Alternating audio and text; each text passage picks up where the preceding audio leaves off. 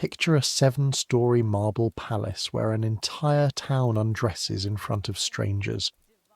Now fill it with 13 miles of brass pneumatic tube, hissing sealed capsules of money and secrets over the heads of the customers. Add a fitting room where women confess things they have never told their husbands. A credit office that knows which marriages are ending before the wives do, and a counter girl in white gloves who is paid $38.50 a week to watch all of it happen and say absolutely nothing. That's Kendrick's, the grandest department store in a mid-sized American city in 1955, and the closest thing that town has to an intelligence service. A place where a woman could buy a spool of thread for a dime in the morning and a mink stole for $400 by afternoon. A place that smells of floor wax and Chanel and pencil shavings and cold marble, all at once, all day. A place where the salesgirls know every woman in town by her glove size, her charge account, her let-out seams and her lies, and would sooner quit than repeat one word of it. We're going back there tonight. Not as shoppers riding the escalator and admiring the windows. We're going behind the counter. 1 year, one girl. Everything she would have seen, smelled, heard, weighed, wrapped, and kept to herself. One honest note before we start, because this channel keeps its books clean. The store itself is stitched together from the great documented houses, Marshall Field's in Chicago, Hudson's in Detroit, Wanamaker's in Philadelphia, and every machine, every rule, every price, every date in this story is real to the era. But the girl whose hands you're about to borrow and the women who pass in front of her counter are composites, assembled from everyone such girls ever served. The tubes are real. The rule book is real. The town's secrets belong to no one you could name. That's the deal, and I'll keep to it. So, I make these history stories, and at this point I've honestly stopped trying to figure out whether anyone actually sleeps to them, or whether you're all just weirdos who want to hear about girdle fittings, repossessed charge plates, and what a salesgirl could read in a returned wedding gown. Either way, subscribe if you feel like it. Get comfortable. Here we go. The dust sheet comes off the glove counter with a sound like a held breath being let go. You fold it corner to corner, muslin against your forearm, still cold from the stockroom, and the glass underneath is already fogging where your fingers touch it. 8:22 in the morning, the second Tuesday of March 1955, and the store is not open. This is the hour that belongs to you, the hour the customers never see, when a 7-story palace wakes up like a great animal, one floor at a time. The smell gets you first, the way it does every morning. Floor wax, fresh, laid overnight by the porters, sweet and chemical. Under that, yesterday's perfume, 100 women's worth of it, settled into the carpets like weather. Under that, brass polish, cardboard, steam from the pressing room, and the faint cold penny smell of the marble itself. 7 floors of it. You could be led in here blindfolded from anywhere in the world, and you would know in one breath exactly where you were. Somewhere above you, a vacuum is droning across the 4th floor carpet. The night lights are still burning, little amber pools down the length of the main aisle, and the porters are killing them one by one, so that the store seems to be opening its eyes. From the far end of the main floor comes the ring of register drawers being seated, one after another, each with its counted float, $25 in change, and you signed for yours, because at Kendrick's you signed for everything. Your name is Dorothy Ellen Marsh. Everyone at the store calls you Dot. You're 22 years old, and you came to the city 2 years ago from a farm town 60 miles north. With one cardboard suitcase, one good coat, and a letter from your high school principal saying you were honest and could do sums in your head. Both of those things turned out to matter more than you ever expected. You live in a boarding house on Sycamore Street, 11 blocks from the store, run by a widow who locks the front door at 11 and means it. You share a room with Doris Kern, who works hosiery on the main floor 20 feet from your counter, and who can wake up, dress, and pin her hair in 9 minutes flat when she's overslept, which is most days. This morning she's still at the time clock behind you, arguing with it, because Doris believes the clock runs fast and the clock believes Doris runs late. The time clock doesn't care what anybody believes. It stands by the employee entrance on 4th Street. A plain steel door a half block from the bronze ones the customers use, because salesgirls do not enter through the front. You punched in at 8:14. The card stamps blue if you're on time and red if you're not, and 3 red stamps in a month buys you a conversation upstairs with a man you'd rather not meet. That's not a rumour. A girl from Notions had that conversation in January. She doesn't work here anymore, so the risk is real, and it starts before the doors even open. Be late, be untidy, be caught sitting. Any one of them can end you, and there are, the superintendent likes to say, 200 girls in this town who would take your place by lunch. He isn't wrong. That's what makes the place run. That's the first thing to understand about being a salesgirl in 1955. The job is a privilege, and the store never lets you forget it. Welcome to Kendrick's, Kendrick Brothers, if you're reading the incorporation papers, founded 1887, rebuilt in limestone and steel after the fire of 1904, on the corner of 4th and Main, in a city of about 180,000 people. The kind of city with one river, 2 newspapers, and a downtown that considers itself, not entirely without cause, the equal of anywhere. The building runs 300 feet along Main Street and rises 7 stories, with a basement budget store underneath and a light well up the middle crowned by a leaded glass dome, 60 feet across, that turns the 3rd floor rotunda gold on sunny mornings.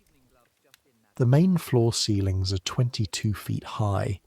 The aisles are terrazzo down the centre and oak parquet under the carpets at the sides. There are 11 elevators with human beings operating them, 2 wooden escalators installed in 1936 that groan like ships, and, threaded through the walls and ceilings where nobody sees them, those 13 miles of pneumatic tube, connecting every cash register on every floor to a windowless room on the mezzanine, where girls in smocks catch falling brass capsules all day long, like the building's own bloodstream.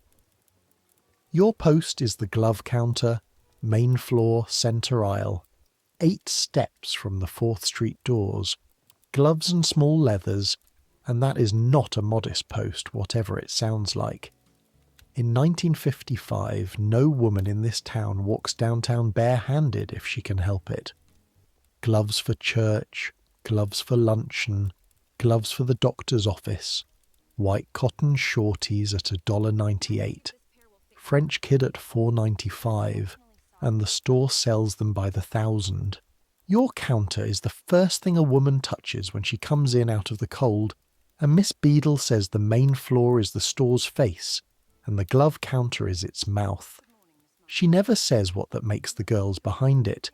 She doesn't have to. Miss Beadle is coming down the aisle right now. You can hear her before you see her. A hard, even heel strike on terrazzo. No hurry in it, no mercy either. Section manager, gloves and notions, somewhere north of 50, in navy wool with a white collar, and a posture that could be used to true a doorframe. She's been on this floor since before you were born, and she inspects her girls every morning the way a farmer inspects fences.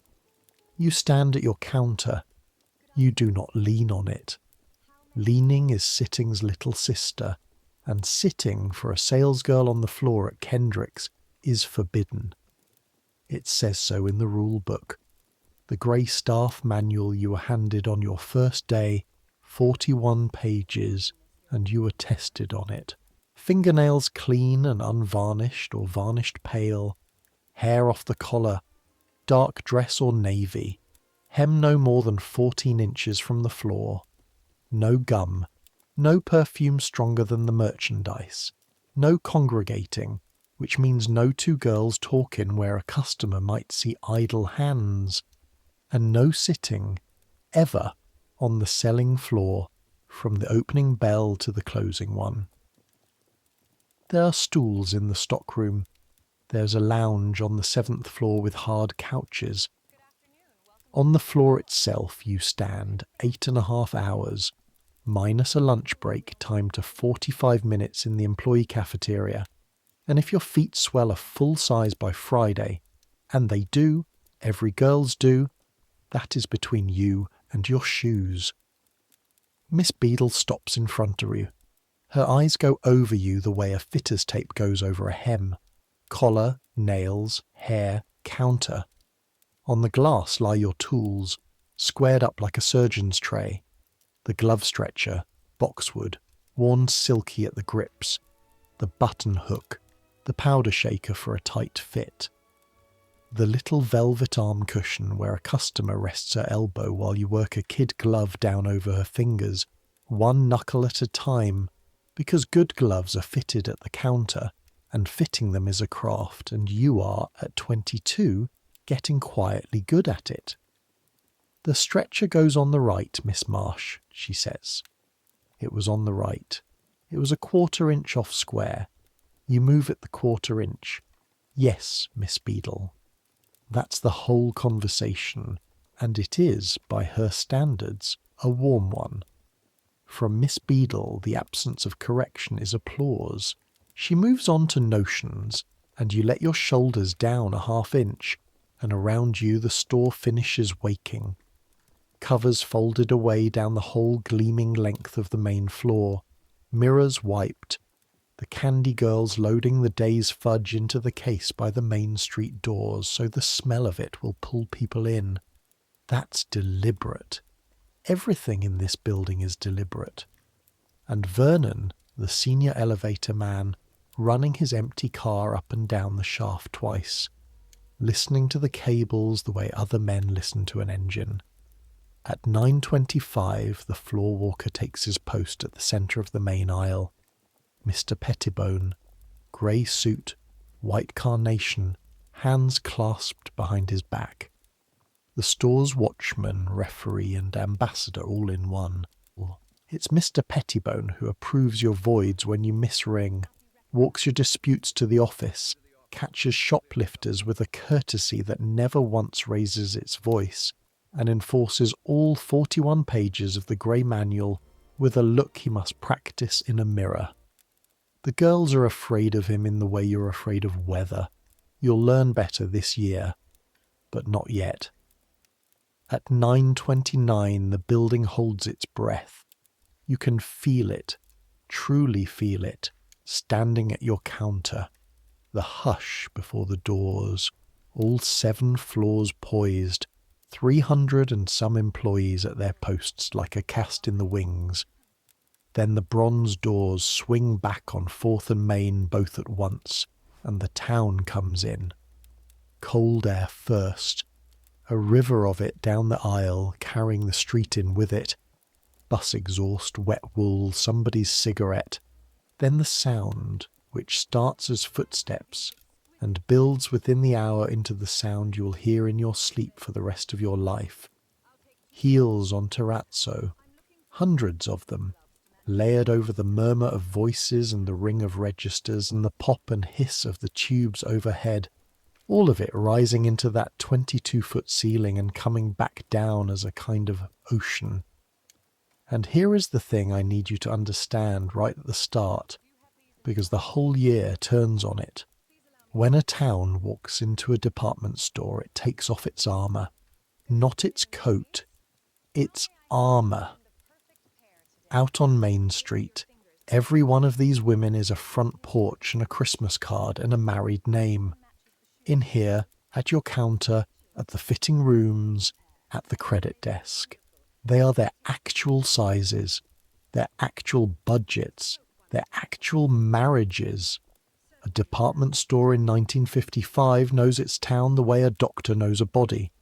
And the store's memory, its eyes, its nervous system is not the management upstairs.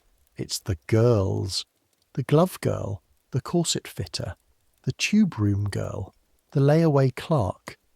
Girls making $38.50 a week, standing 8 hours a day, forbidden to sit, forbidden to gossip, and positioned, better than any detective, better than any pastor, to know everything. You will spend this year learning exactly how much everything is, and learning the one rule that never made it into the grey manual, because it doesn't have to be written down. Every girl learns it her first week, from the older girls, the way you learned it from Miss Rennie up in Alterations, who learned it in 1912. It goes like this. You see everything. You sell everything. You say nothing. What crosses your counter dies in your apron pocket. It isn't gossip if it never leaves your mouth. That rule is the spine of this whole story. Hold on to it. Because the year that's coming, the brides and the layaways, the closed accounts and the returned gown, the man in the camel coat and the Christmas of 1955 roaring toward you like a headlight down a tunnel, that year is going to test the rule against everything a small city can throw at one counter. The first customer of the day is at your glass by 9:34. She wants white cotton shorties, size 6.5, for church.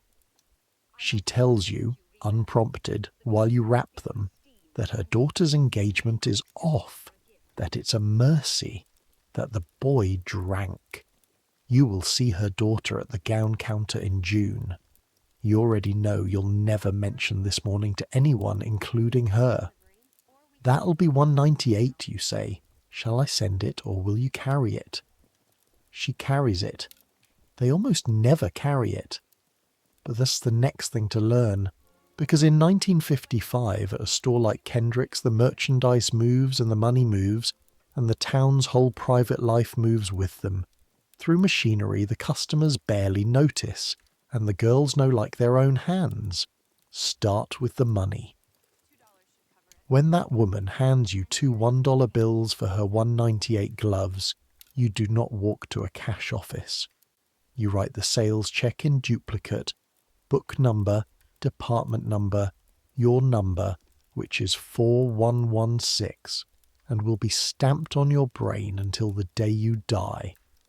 Roll the check and the bills together into a brass carrier about the size of a soup can, twist it shut, and post it into the mouth of the pneumatic tube at the end of your counter. There's a rubber flap, a swallow of air, a thunk you feel in the glass under your palms, and the town's money is gone, sucked up through the ceiling at 25 feet a second. Up on the mezzanine, in a room with no windows and 40 tube terminals, a girl catches your carrier in a wire basket, makes your change to the penny, stamps your check paid, and fires it back down. 40 seconds on a good morning. A minute and a half at Christmas, and Christmas is coming, but don't think about that yet. The girl who catches your particular carrier most days is Ellie Sobczak.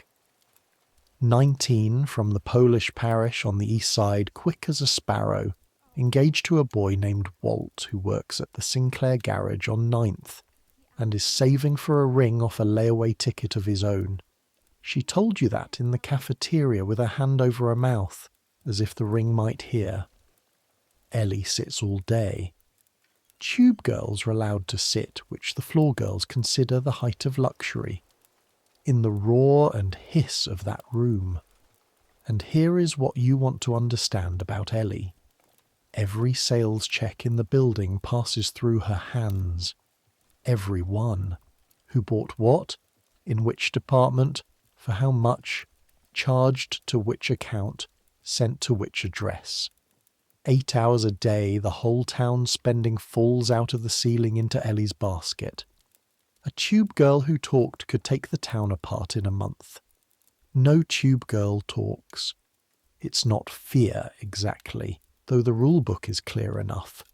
It's closer to the way a priest doesn't talk. The knowledge comes with the chair. Now the credit. This is the part that would astonish your grandmother, and it's the part that turns a store into an intelligence service, so lean in.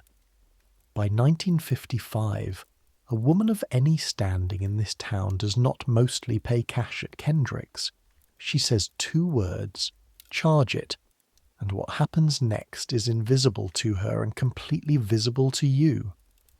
She hands you her charge plate, a little metal tab the size of a dog tag, embossed with her name and address that lives in a small leather sleeve in her handbag. Charger plate, the system's called. The big stores banded together on it years ago, and by now it's simply how the town shops. You slide the plate into the imprinter at your counter, pull the lever across, one hard clunk like a small printing press, which is what it is, and her name stamps itself in ink onto the sales check. If the purchase is over your floor limit, you call the authorization desk from the phone under your counter, read the account number in a low voice, and a woman upstairs with a wall of ledger cards tells you yes or no, while the customer studies her gloves and pretends this isn't happening. Upstairs, on those ledger cards, is the town's actual anatomy. Who pays on the 1st? Who pays on the 10th? Who is 30 days behind, 60, 90? Whose husband called and raised the limit for Christmas? Whose husband called and closed the account? Hold that last one. It goes off later, I promise you. Because when a man closes his wife's charge account, the store knows something about that marriage before her own sister does. And the person who ends up holding that knowledge at a counter with the woman standing right there is a girl like you, this year twice. But it's March, and you don't know that yet, and the morning is filling in around you, so let's work. 10 o'clock to noon is ladies' hours on the main floor. The wives come in after the school run and before lunch, and you can tell the day of the week blindfolded by what your counter sells. Monday is returns and mendings. Tuesday and Wednesday, the serious shopping. Thursday, the stores stay open till 9, so Thursday belongs to working girls and couples. Friday is payday at the plants. The West Side wives come Saturday morning with the envelope still fat, and you'd better have the $1.98 table stocked deep.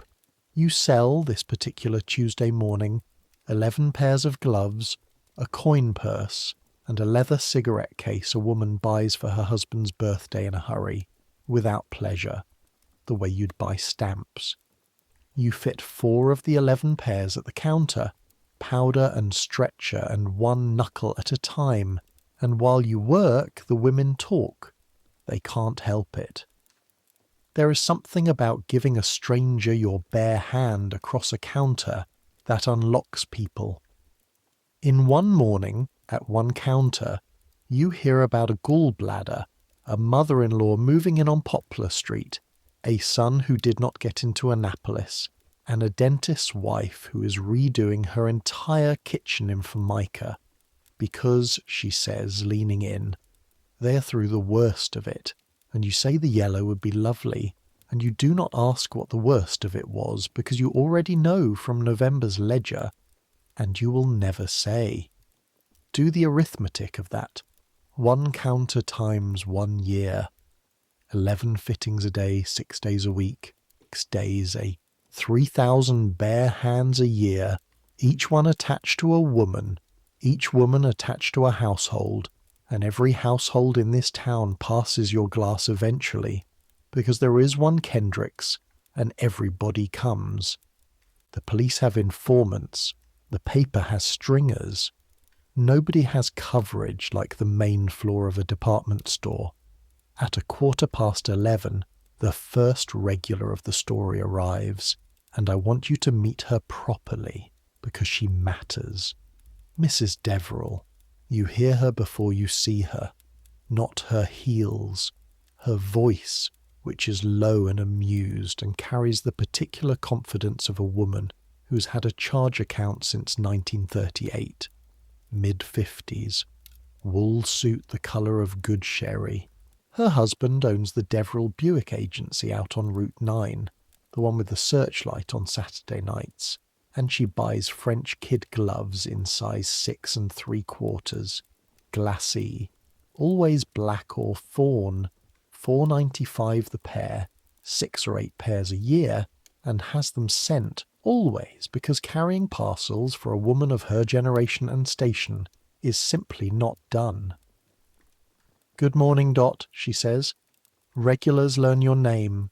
The good ones use it." "Good morning, Mrs. Deverell. The fawn came in Thursday." "Of course it did," she says, pulling off her right glove finger by finger, laying her bare hand on your velvet cushion palm up, like a patient, like a card player showing she's unarmed. "You always know before I do. You fit her. Powder, stretcher, the kid going down over her rings. She wears 3, 1 knuckle at a time. Her hands are older than her face, which is true of every woman her age, and is the sort of thing only manicurists and glove girls know. She takes the fawn and a black pair, and out comes a little leather sleeve, and out of the sleeve the plate, brass-coloured, worn shiny at the corners from 17 years of this exact gesture, Mrs. Harold to Deverell, 14 Crest Road, embossed in letters you could read with your fingertips in the dark. Clunk goes the imprinter, charge and send. 2 words, a small metal tab, and $4.95 twice. And the tube swallows the cheque, and Ellie catches it upstairs, and a ledger card in the credit office grows 1 line longer, and none of it, not one particle of it, seems like it could ever be interesting on a bright cold Tuesday in March, with the account 17 years old and solid as the building. Remember the plate, worn shiny at the corners. You'll see it again in October, and after October you'll never see it again. And the difference between those 2 sentences is one of the things this year is going to teach you. Noon. Your lunch relief comes at 10 past, one of the floaters who cover counters while girls eat. And you have 45 minutes timed, and the timing is not a metaphor. The employee cafeteria is on the 7th floor, back of the house, past the personnel office. Steam tables, long tables, the smell of gravy and coffee and cigarettes, and the single greatest pleasure of a salesgirl's working day, which is a chair. You sit down the way scaffolding comes down. Every girl does. There's a little collective sigh at every table all day long, shift after shift. The sound of 200 pairs of feet being forgiven. 35 cents buys the blue plate. Meatloaf, mashed string beans, roll, coffee. You eat with Doris from hosiery and Ellie, who runs down from the mezzanine on her stagger-shifted break with her smock pockets still full of rubber bands. Doris is doing the thing Doris does, which is reading the employee bulletin board out loud in a voice intended for the back row. Spring fashion show on the 4th floor, the 24th. Easter falls on April the 10th this year, which means the 4 weeks in front of it are the main floor's first campaign of the season. Gloves, hats, handbags, white for the sunrise service. And management has posted the sales quotas by department, and Doris reads yours out too because Doris is your best friend and has no mercy whatsoever. Gloves, small leathers, $1,100 a week through Easter. She whistles. Dot, honey, that's a lot of hands. It is. It's 550 pairs of $1.98 gloves a week if nobody buys kid. Which, you do this in your head, you always do this in your head, Sums travel with you like your key ring, is 92 pairs a day, is 1 pair every 5 minutes, open to close for a month. It won't be that bad. Easter pulls kid gloves and $4 sales up with it. But your feet know what April is going to be, sitting there in the cafeteria, 2 sizes happier than they'll feel again before May. And it's at that table, over meatloaf, in March, that you hear the other thing. The thing that hangs over this whole year like weather coming in from the west, though nobody at the table treats it as more than gossip. They're buying land out past Fairlawn, Doris says, lowering the bulletin. Not reading now. This is the other bulletin board, the one that runs girl to girl. 40 acres by the new highway interchange. Marge in the credit office saw the correspondence. A branch store, Dot. Parking for 2,000 cars. Every store's saying that, Ellie says.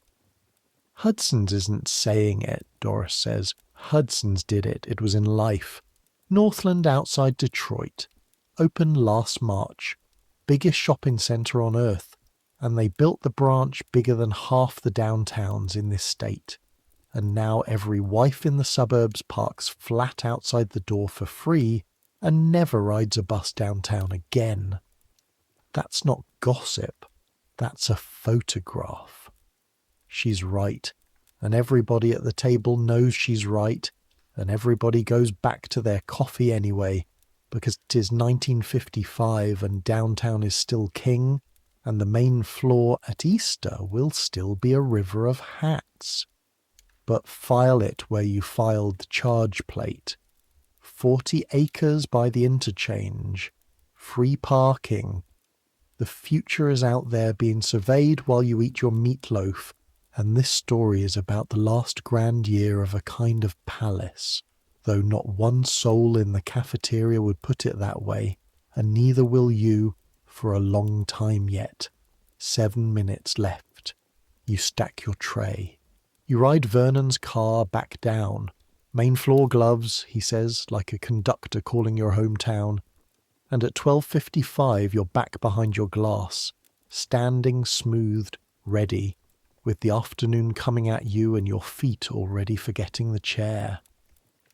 The Easter campaign breaks over the main floor in the last week of March like a tide coming in, and it carries you, twice a week, up to the one part of the store where the town keeps nothing back at all.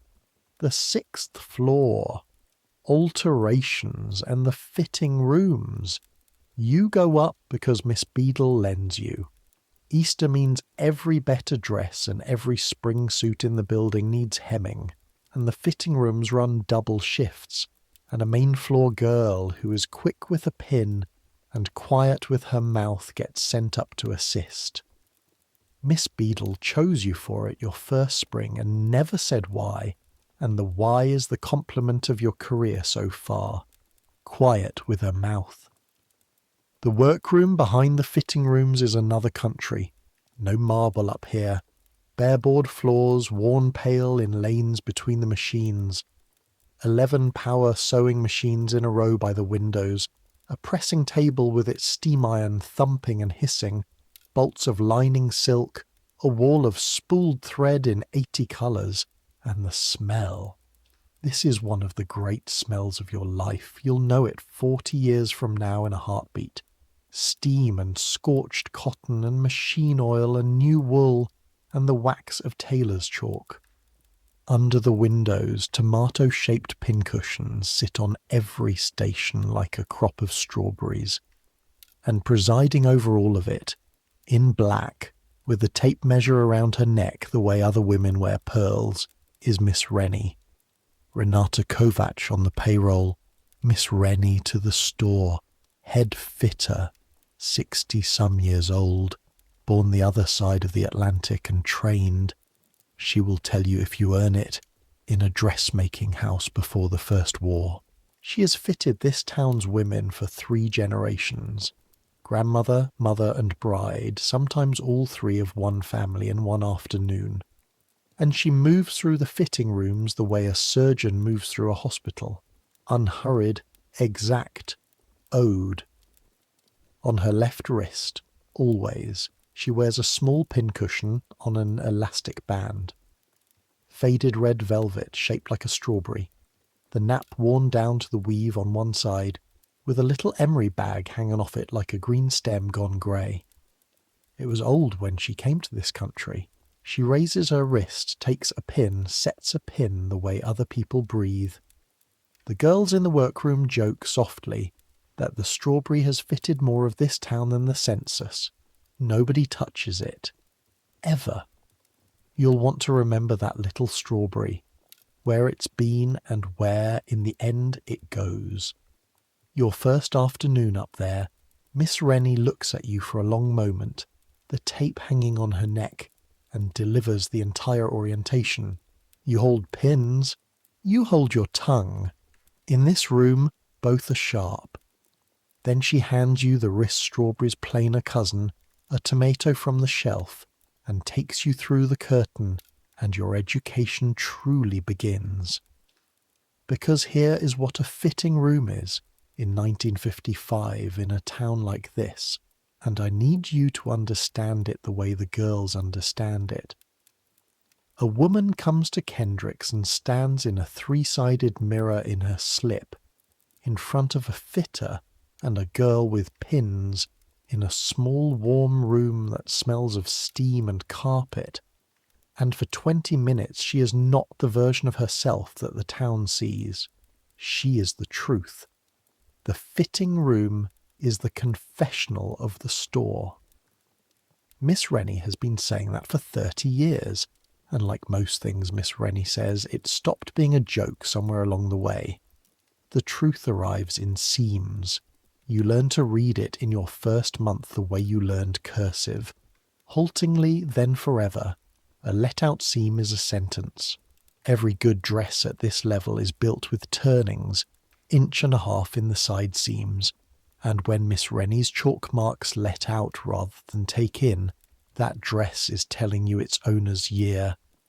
Sometimes it's contentment, a good cook, a settled winter.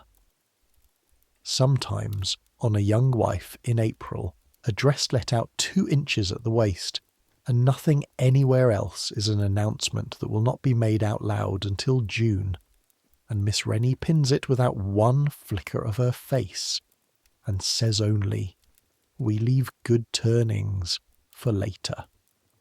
And the young wife meets her eyes in the mirror, and something passes between them, and nothing whatsoever has been said, and that is the whole art.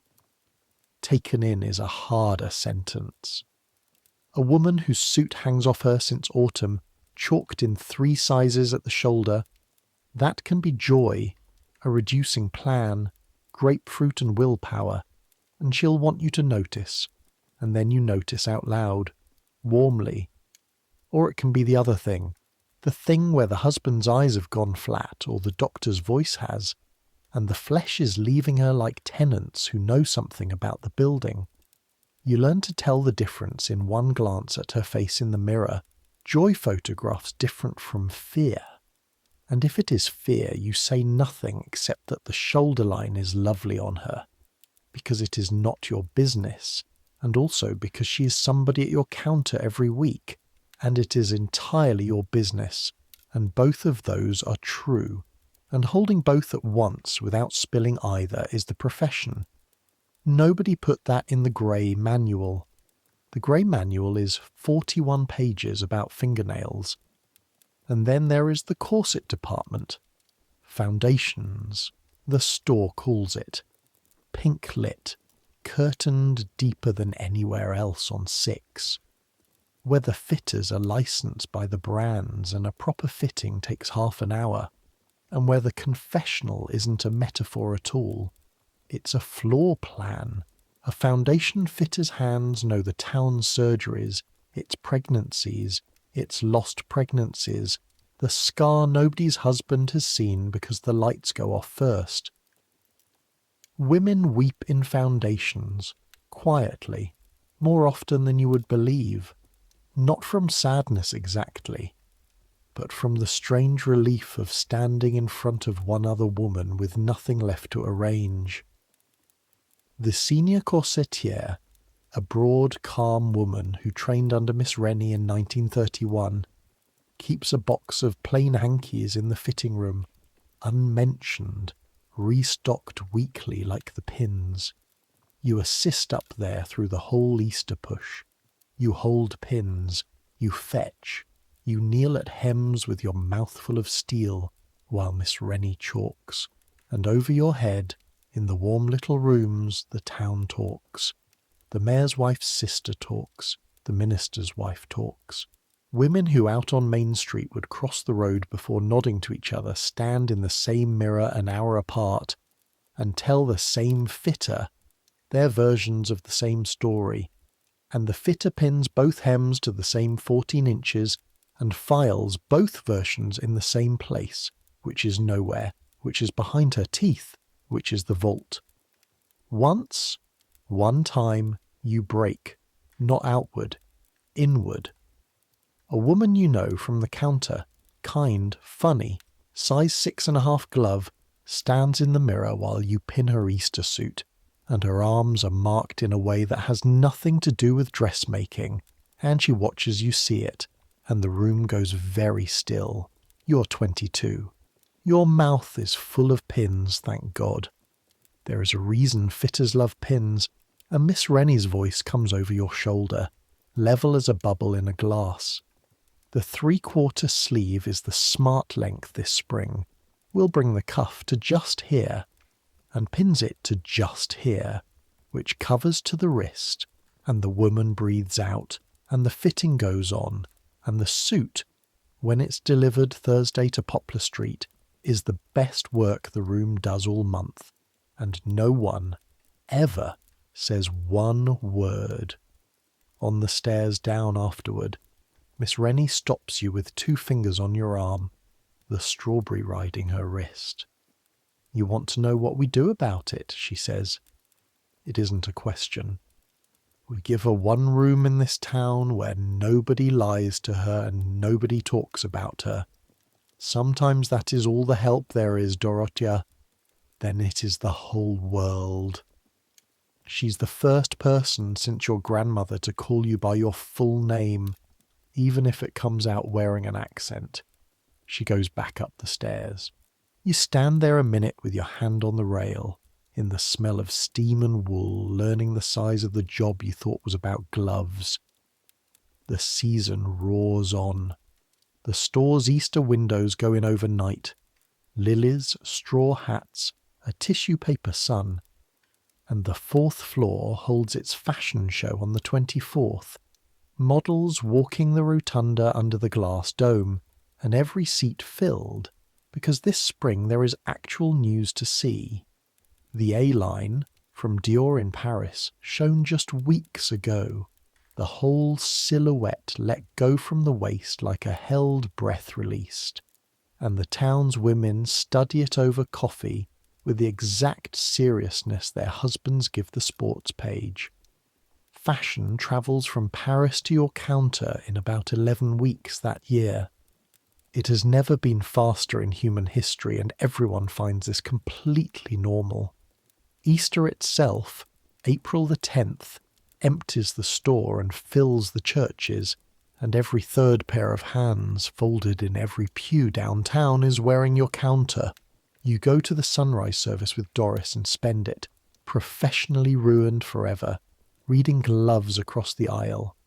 Cotton shorties, $1.98. The Glacé Kid, $4.95, 2nd pew. Mrs. Deverell, Fawn, fitted by you on a Tuesday. It's a strange, warm, secret feeling, sitting there in the singing, the whole dress town, and your fingerprints all over it, invisible. That could be a lonely thought. Somehow, it never is. And 2 days after Easter, Tuesday, April the 12th, 1955, you're at your counter at 10:30 when the whole main floor stops. The radio does it. There's a set in the office behind notions kept low, and word simply moves, counter to counter, the way word moves in a store faster than the tubes.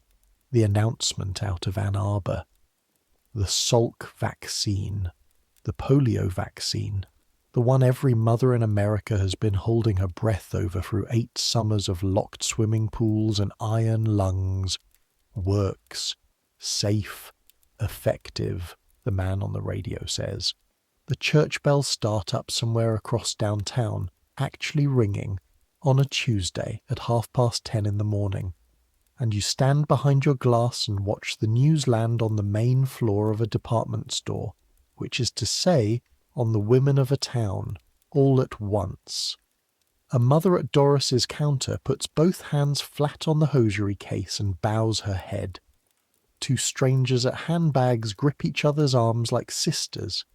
Somebody laughs too loudly at nothing near the candy case, that cracked open laugh that is 9 parts sob.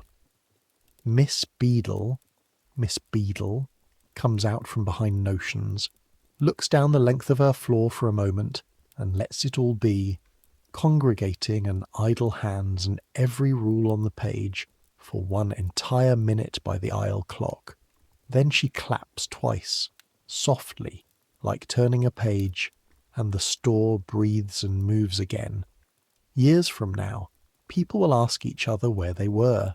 You will always know. Counter 4, main floor, glove stretcher in your hand.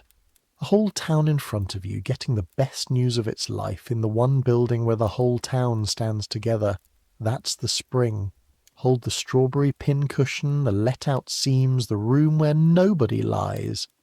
Summer is coming, and summer is when a glove counter goes quiet enough for a girl to start truly seeing the rest of it.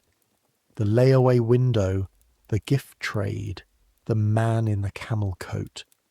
The season of secrets moving in their slow orbits. And one of them is already walking toward you, in a June that smells of white tulle and sugar roses, carrying a box she never opened.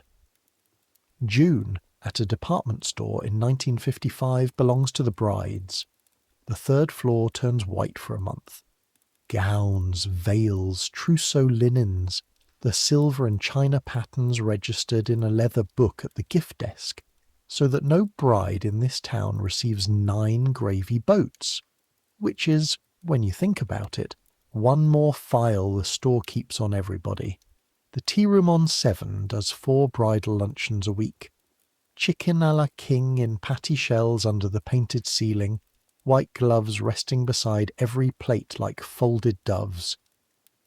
And the alterations room runs hot till 9 at night, because a wedding gown is fitted 3 times, and Miss Rennie pins every one of them personally, kneeling on her canvas mat, the strawberry flashing on her wrist, June after June, 3 generations deep, which is why everyone on 2 floors knows the gown by sight. Ivory peau de soie, seed pearls at the neckline, $79.50, the best gown the store sold that spring. Fitted 3 times to a tall fair girl from an insurance family on the north side, taken in at the waist twice. You were there for one of the fittings, holding pins, and the girl was quiet in the mirror in a way that Miss Rennie watched without appearing to watch. Delivered the 1st week of June in the store's own grey van, in a box the size of a door. On the last Monday of June, the box comes back. You're near the returns desk when it happens, dropping off a mended clasp so you see the whole thing. The girl's mother carries the box. The girl herself stands a step behind and to the left, in street clothes, looking at a spot on the counter the way you look at a bright light without blinking. The box has never been opened. The store's own tissue seals, the little gummed labels the wrapping department uses, are unbroken. The gown inside has never touched air since the wrapper girl folded it. The tags, and this is the detail that goes around 2 floors by nightfall, quietly, hand to hand like a coin. The tags are still on. Returns at Kendrick's is its own theatre, with its own iron script. The store's policy is famous and absolute, inherited from the great houses. The customer is right. Fields in Chicago built an empire on it. Give the lady what she wants. And Kendrick's, like every store of its kind, took the gospel whole. Worn shoes come back. Dresses that have plainly seen a dance floor come back, smelling of Shalimar and cigarettes, and the store takes them, writes the credit, eats the loss, says thank you, because one argument at the returns desk costs more than 40 dresses. The girls at that desk can read an entire life in what a woman returns and how her hands move when she pushes it across the counter. They are the store's coroners. Everything comes to them afterward. But an unworn wedding gown, sealed, tags on 3 weeks before the announced date, is not a return. It's a document, and the whole desk knows it, and the mother knows they know, and her chin is set so hard it trembles slightly, braced, you understand, watching, for the one thing that would break her, a question. The returns girl on duty is 19 years old. She looks at the box and at the seals and she says, "Of course, refund or credit to the account." And that is all she says. She writes the credit. $79.50, the biggest slip of her week. Stamps it, tears it, smiles the exact smile she gives a woman returning a bathing cap, and says she hopes they're having a pleasant summer. The mother's shoulders come down an inch. The tall, fair girl looks up from the spot on the counter, and for a second she looks at all of you. The desk, the aisle, the store itself. The way you'd look at a courtroom that had unexpectedly acquitted you. Then they're gone, out the 4th Street doors, and the gown goes back to the 3rd floor to be sold at markdown in August to somebody who will never know, because the town will talk about this. The town will chew on the cancelled wedding at every bridge table on the north side by Thursday, but not one syllable of it will ever be traceable to this building. Inside these doors it did not happen. That is what the store sells, as surely as it sells gloves. A place where it didn't happen. Keep the tall, fair girl in your mind's eye. Ivory gown, returned sealed.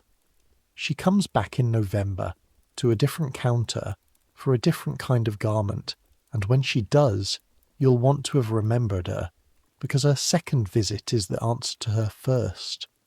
Now come downstairs, all the way down, because summer is when you learn the basement, and the basement is where the title of this story earns its keep among the women, who never once say charge it. The layaway window is in the budget store, down where the ceilings are 8 feet instead of 22, the floors are asphalt tile instead of terrazzo, the goods are seconds and specials, and the smell is cardboard and floor sweep instead of Chanel, and where, mind you, the store makes steadier money than anywhere upstairs. Behind the layaway window is a counter, a ledger, a wall of numbered shelves and pinned tickets, and 3 afternoons a week that summer, on loan again because Miss Beadle apparently means to teach you the whole building, you. Layaway is the poor woman's charge account, and it works exactly backward. The charge customer takes the goods now and pays later, because the store trusts her husband's name. The layaway customer pays now, 50 cents, $1, whatever the envelope allows, and takes the goods when the ticket is paid out, because trust is a luxury item and nobody down here can afford it in either direction. $1 down holds anything on a shelf with a ticket. School coats in July, first communion dresses, a man's suit for a funeral that hasn't happened yet but will, the doctor having said what he said. The ledger at the layaway window is the West Side's household accounts laid open. Who is paid up, who missed a week, who missed 3 because the plant went to short hours, whose ticket got quietly cancelled and refunded because the family left town owing the landlord. Upstairs, the credit office knows the town's names. Down here, the layaway ledger knows its wages. And it's at that window, on a Friday afternoon in July, that Ida Prentice first counts out coins onto your counter. She's about your age, maybe 2 years older, in a cotton house dress washed to the colour of skimmed milk, a baby on her hip, and a girl of about 6 flat against her side, silent. All lies. Her husband is at the wire works, and the wire works has been on short week since spring. You know this the way the window knows everything from the tickets around hers. She has a mason jar with the label soaked off, and she unscrews it and counts out change in stacks. Dimes in tens, nickels in tens, pennies in tens, her lips moving. $1 even, all in coin, warm from the jar and smelling faintly of vinegar, the way jar money always does. On ticket 341, she says. You pull the ticket. Ticket 341, open the 9th of July, holds one item, a doll. Not just any doll. The doll, the one the toy buyer is already stacking deep for Christmas. A walking doll, 24 inches tall, the kind that steps stiff-legged when you lead her by the hand, with sleeping eyes and a bride white dress. $16.95, on the shelf behind you, in her tissue, boxed, with 341 pinned to her box like a claim on a homestead. Balance after today, $13.45, at $1 a week, minus the weeks that will get missed, because they always do. You do the sum in your head without deciding to. If nothing goes wrong, she pays out the second week of December. If. The girl of 6 looks at the shelf. She can't see the box from where she stands. You check the sightline once out of some instinct. But she looks at the shelf the way sailors look at a horizon. Susan, Ida says, not sharply, and the girl faces front. $1 on 341, you say, and write it in the ledger, and initial it, and give her the ticket back with the new balance where she can see it. She folds it into a coin purse with a broken clasp, wraps the purse in a handkerchief, and stows the whole bundle deep in her bag like contraband. She thanks you as if you'd extended her a personal kindness, which embarrasses you all the way home on the Sycamore bus, because you did nothing but arithmetic. She comes back almost every Friday after that, jar to counter stacks of 10. Some Fridays it's the full $1. One Friday in August it's 60 cents, counted twice, and she doesn't meet your eyes, and you say, that leaves $11.10. You're getting on fine, which is true, and is also the only editorial the window permits itself. You keep ticket 341 pinned at eye level on the shelf wall. You deny doing it on purpose. You did it on purpose. Remember the jar, the stacks of 10, the ticket. Christmas is coming for all of us, and when it comes, that ticket is going to be at the centre of the coldest, brightest night of your year. Upstairs again, because the glove counter in summer has its own quiet trade, and one thread of it you notice in July, lose in August, and never quite put down again. He comes on Tuesdays mostly, mid-40s, a camel hair coat over his arm even in warm weather, the kind of man whose shoes are shined at the hotel barber shop. He's pleasant, unmemorable on purpose, and he buys well. Kid gloves in a size 6.5, a silk scarf, in August, a lizard handbag at $19.95. Good taste, no hesitation, cash. He buys 2 of everything, identical. 2 pairs of the same glove in the same size, 2 of the same scarf. The first time you assume sisters, or a wife and a mother with lucky matching hands.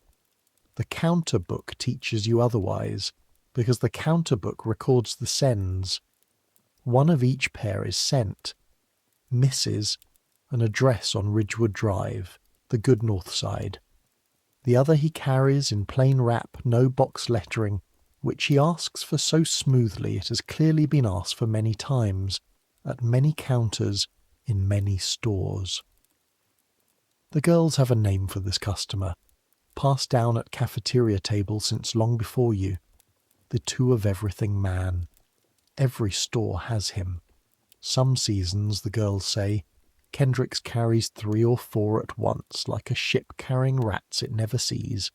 There is a whole quiet etiquette built around him, old as retail. You do not smile differently at the second scarf. You do not glance up at plain wrap. Your face, wrapping, is the face of a girl wrapping. Nothing in it, nothing behind it. A shopgirl's blankness, so practiced it has become an actual skill. Listed nowhere, learned everywhere. Miss Beadle calls it counterface. You have watched her wear it while a customer lied to her about a worn dress with the dance floor's whole evening ground into the hem, and you have practiced it in the boarding house mirror the way other girls practice a smile. Because here is the cold arithmetic under the counterface, and in July it is new to you, and by December it will just be the weather. He is not your business. Ridgewood Drive is not your business. The size 6.5 hands that will wear the carried gloves are not your business. The store sells gloves. You are the store. And yet, the sales check has an address on it. And the address has a Mrs. And the Mrs. has a glove size. And it is 6 3/4. And you know that. You know it the way you know 100 glove sizes without trying, forever. Knowledge walks in and sits down behind your eyes and pays no rent. That is the true tax of this job, not the standing. Twice that summer, the Mrs. from Ridgewood Drive is at your counter herself. You realise it the second Tuesday, matching the send address as you write it. Your pen not even pausing, counterface holding. And she is kind and funny about the heat and buys white shorties for a garden party, and you fit her, powder and stretcher, one knuckle at a time, and tell her the day looks fine for it, and she goes out through the bronze doors into the sunshine of Main Street, knowing less about her own Tuesdays than the girl at the glove counter does. You take that one home too. You take it to the boarding house and lie awake with it under the electric fan, listening to Doris breathe, and somewhere in that hot dark you finish becoming what this story's about. Not a girl who works at a store, one of the girls who know. The town's whole soft underside passes across your glass at 1.98 and 4.95, and the wage for knowing is silence, and the silence is not weakness, whatever it feels like at 2 a.m. It is the last dignity the counter can offer the people on the other side of it, and you will spend the rest of this year learning what it costs and what it's worth. But first the store itself is about to shake, because it is August, and out past Fairlawn the surveyor's stakes have gone in, and the rumour from March has stopped being a rumour. The announcement comes on a Thursday, the store's late night, in the deadest hour of an August that has been all fans and iced tea and markdown straw hats. A notice on the employee board, 4 paragraphs of management prose, and the evening paper has it too. Page 1 below the fold, Kendrick Brothers to build a suburban branch at the Fairlawn interchange, 110,000 square feet, parking for 2,000 cars, doors to open in the autumn of 1956. There is an architect's drawing. The building in the drawing is long and low and white, 1 story and a mezzanine, lying flat against its parking lot like something resting. It looks less like Kendrick's than like Kendrick's shadow, cast horizontally by a setting sun. The cafeteria talks of nothing else for a week, and the talk sorts the store into its generations as neatly as a sieve. The older clerks are contemptuous, then hurt, then quiet. A branch, they say, the way you'd say a folding chair next to a cathedral pew. No dome, no tea room to speak of. No 11 elevators with men in uniform, escalators and open racks, and the wildest heresy. Self-service in some departments. Customers carrying goods to a register like a grocery. The younger girls hear something else in it, and Doris says it out loud at the table, because Doris always says it out loud. They'll need 150 girls, section heads too. Marge says the hosiery head out there is as good as posted, and it isn't anybody who has a counter downtown now. She stirs her coffee, not looking at you. It's 10 minutes from my sister's. Free parking dot. No bus, no 11 blocks in January. You die of boredom, you say. Nothing out there but the highway. Nothing out there yet, Doris says. And that is the whole argument of the American 1950s in 4 words, and neither of you knows it, and you finish your coffee. The same month, the 12th of August, the papers date it. Word comes out of Washington that the president has signed the new minimum wage into law, $1 an hour up from 75 cents to take effect the 1st of March, 1956. It reaches the cafeteria by way of Ellie, who reads the paper on the bus, and it lands like found money, because most of the girls in that room are within arm's reach of the floor it raises. You do your own arithmetic on the Sycamore bus that evening, forehead against the warm glass. It won't make anyone rich. It will make Friday envelopes heavier all over the West Side by next spring, which means a beat later you're doing the store's arithmetic too. Heavier envelopes come through layaway windows in stacks of 10. Ticket 341 crosses your mind, unbidden, filed as it is behind your eyes with everything else that pays no rent. That's also the summer television finishes moving into the store's conversation, like a relative who came for a week and stayed. Every third customer at your counter has seen the $64,000 question, the new quiz program that started in June, and by August has the whole country home on Tuesday nights, holding its breath over an isolation booth. Women at your counter debate the questions like scholars.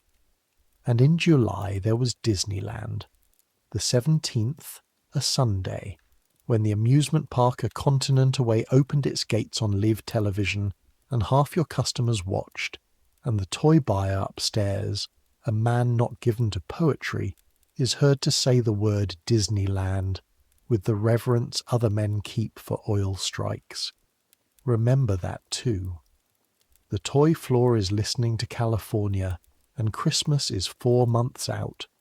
And in the stock rooms the first cartons marked holiday are already arriving in August, while the fans still turn. And then, on a Saturday evening in late September, you see the whole year from the roof. It happens because of Vernon. Vernon Gates, the senior elevator man.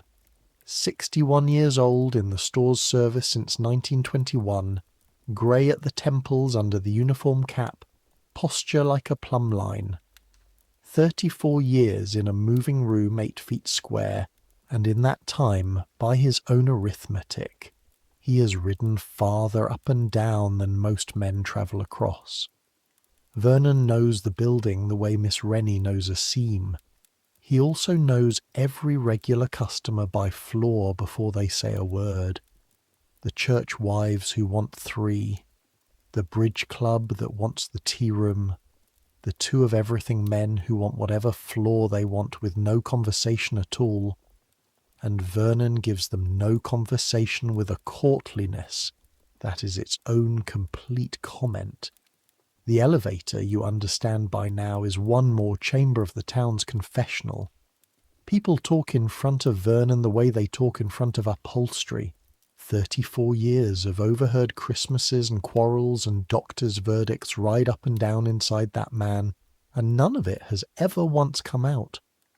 You stay late that Saturday balancing your counter book, and when you finally ring for the car, it's Vernon's, empty, last run of the day.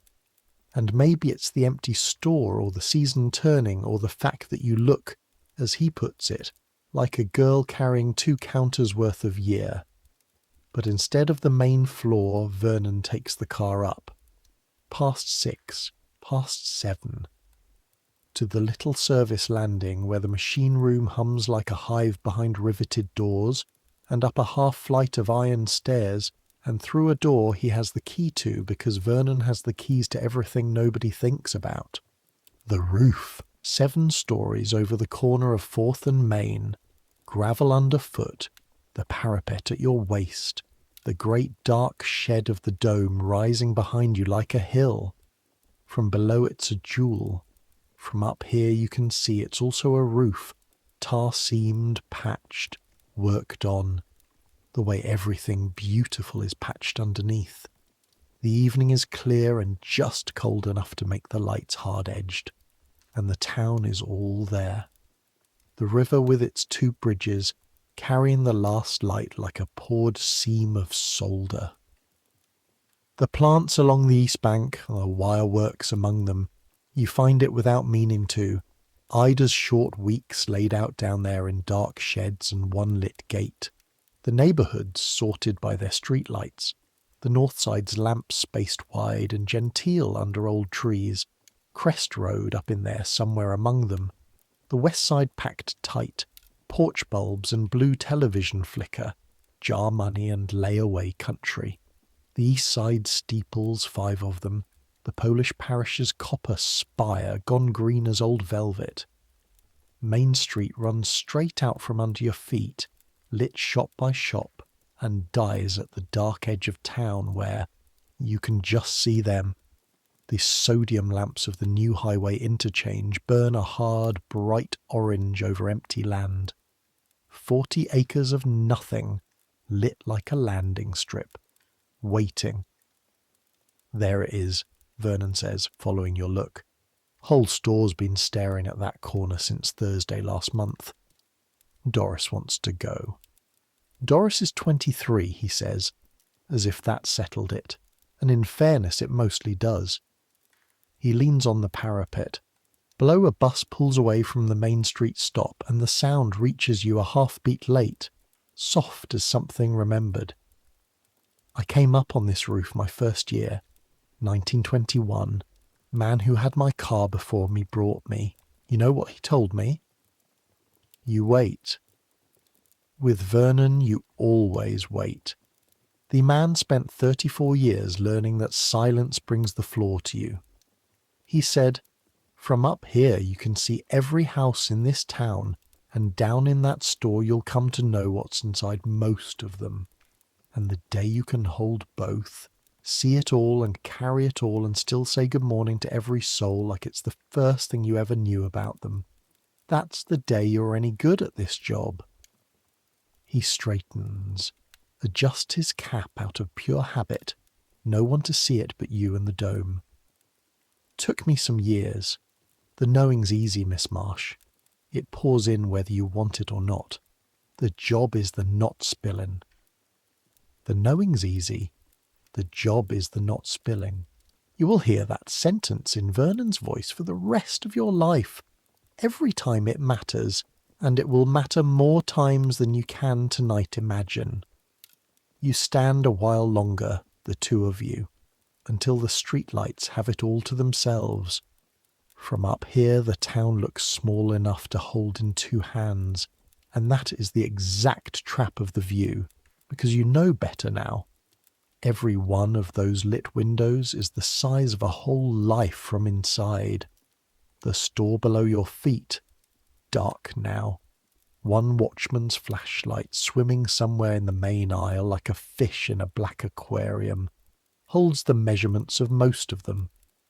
Glove sizes and waistlines, tickets and ledgers, sealed boxes and second scarves. A 7-story filing cabinet of a town's true dimensions locked for the night, and you one of its keepers, 22 years old, 60 feet up in the September dark. You're barely a cog in it. You know that. But you're here. You're part of it. And standing on the roof with the river shining and Christmas already stacked in cartons somewhere beneath your shoes, part of it feels like enough. Enough is a word you're going to need soon, so keep it where you can reach it. Vernon runs you down to the main floor in the empty car, and out of nowhere, passing 4, he says, "This'll be my last one, you know. Christmas. 35 years, the 1st of January, and Mrs. Gates has a brother with a porch in Georgia." The floor numbers tick down in the little brass dial. Haven't told the boys yet. Telling you. The doors open on the dark main aisle. "You'll know why eventually," he says, which is the kind of thing Vernon says instead of goodbye, and you walk out through the employee door onto 4th Street with the strange weight of being trusted, which is heavier than a parcel and easier to carry. October then. October's when the year stops idling and lays its hand on you, because October's when the store begins to build Christmas. And it is also when the charge plate with the worn corners comes back to your counter for the last time. Christmas at a great store is not a mood. It is a construction project, and it starts in secret in October, behind curtains. The 5th floor goes first. One Monday the toy department is its ordinary self, trains and skates and board games. By Friday, a full third of the floor is hoarded off behind painted screens, and behind the screens, carpenters. You hear them all the way down the elevator shaft.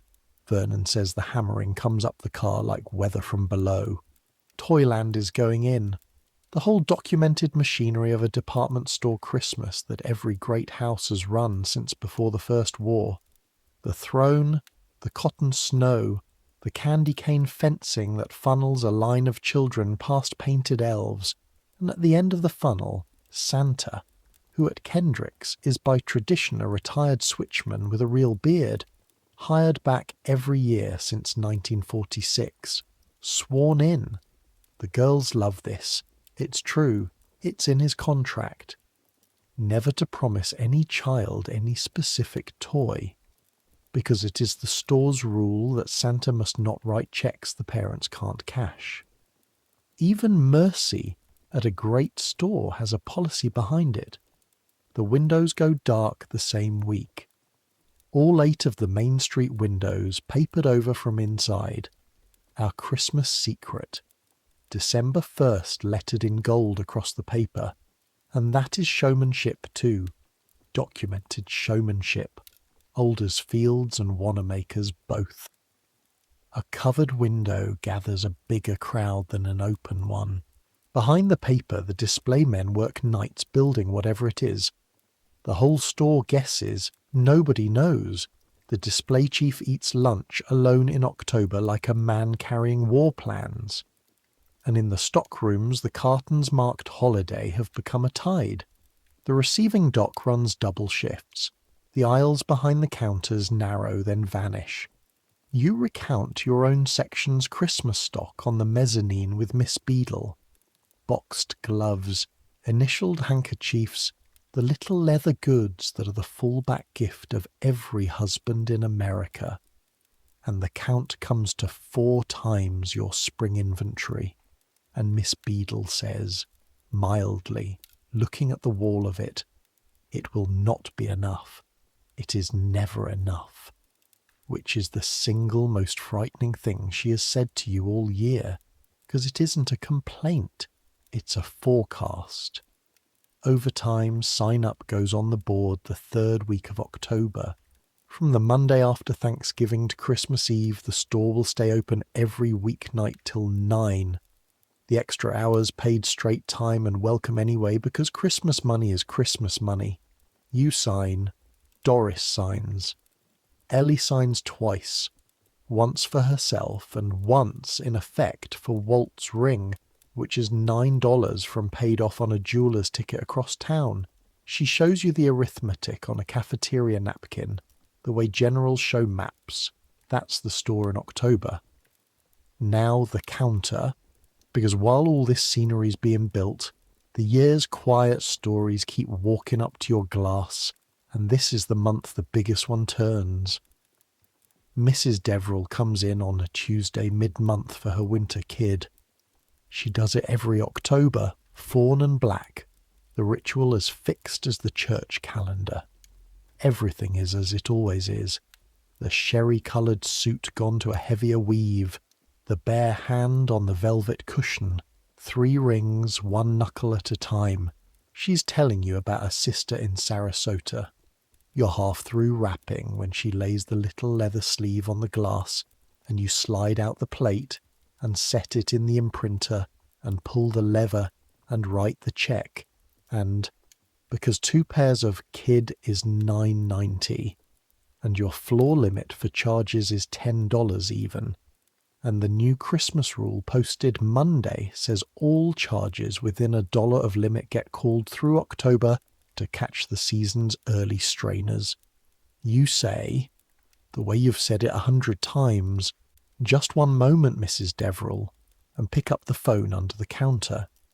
You give the girl at authorization the account number.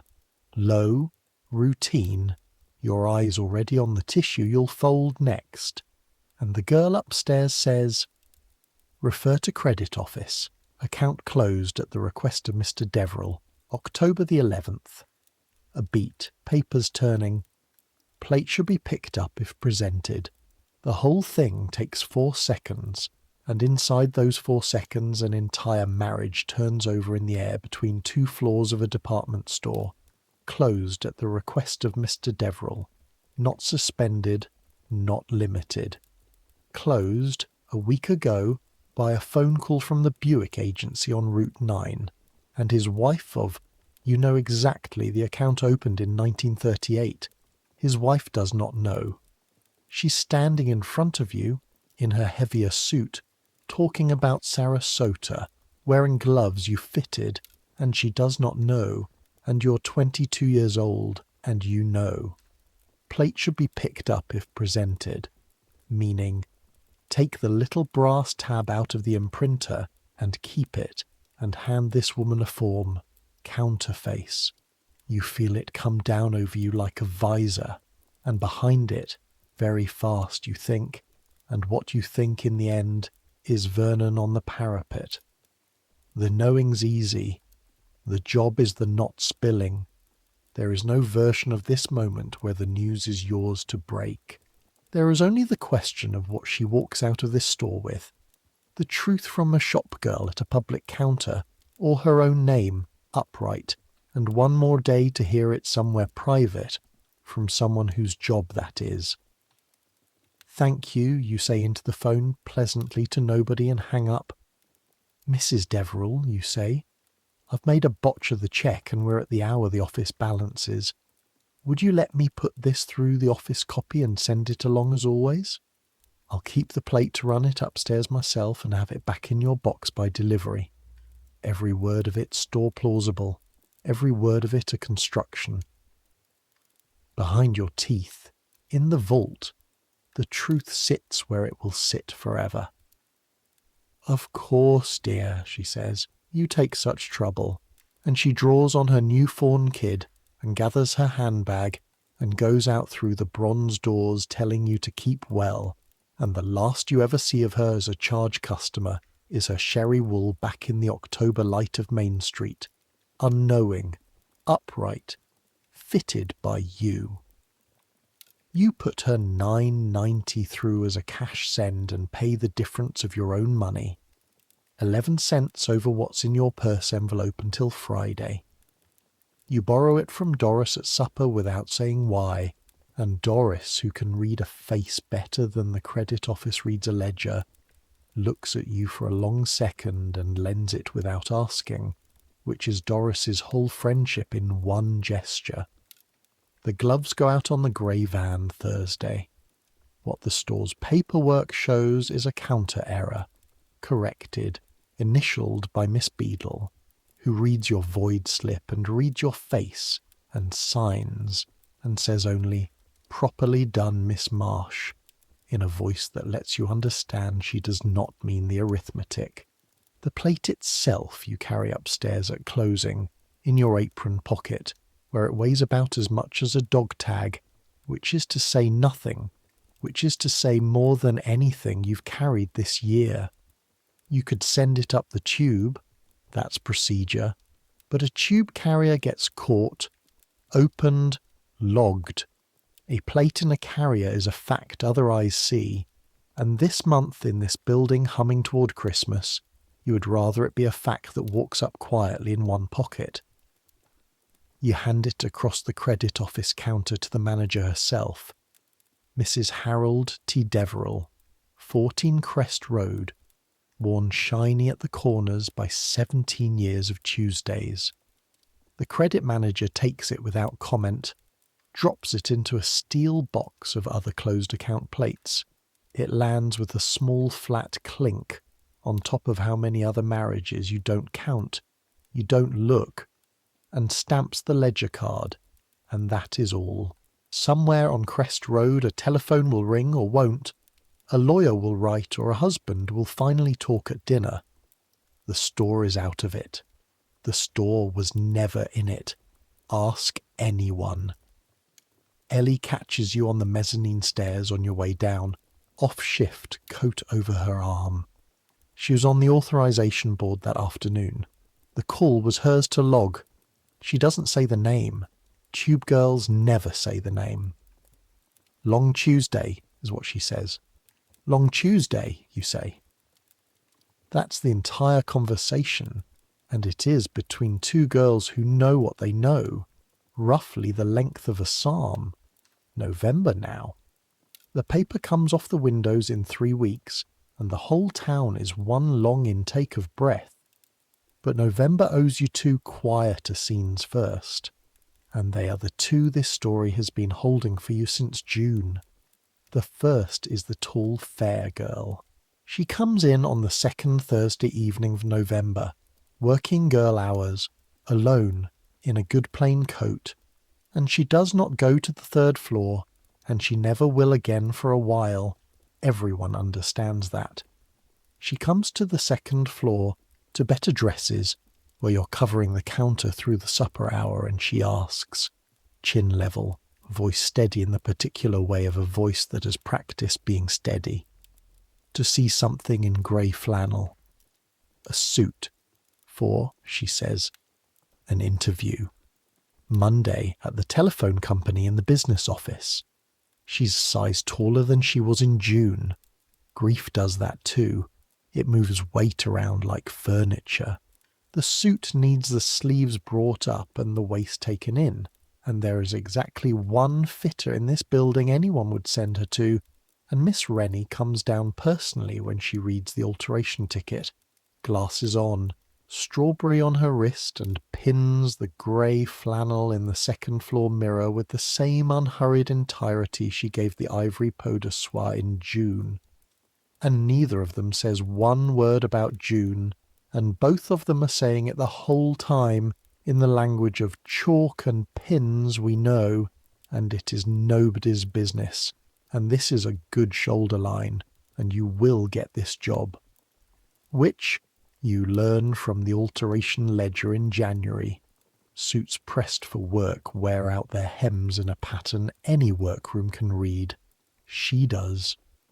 The store sold that family a wedding that didn't happen, and a future that did, took back the one and tailored the other, and gossiped about neither.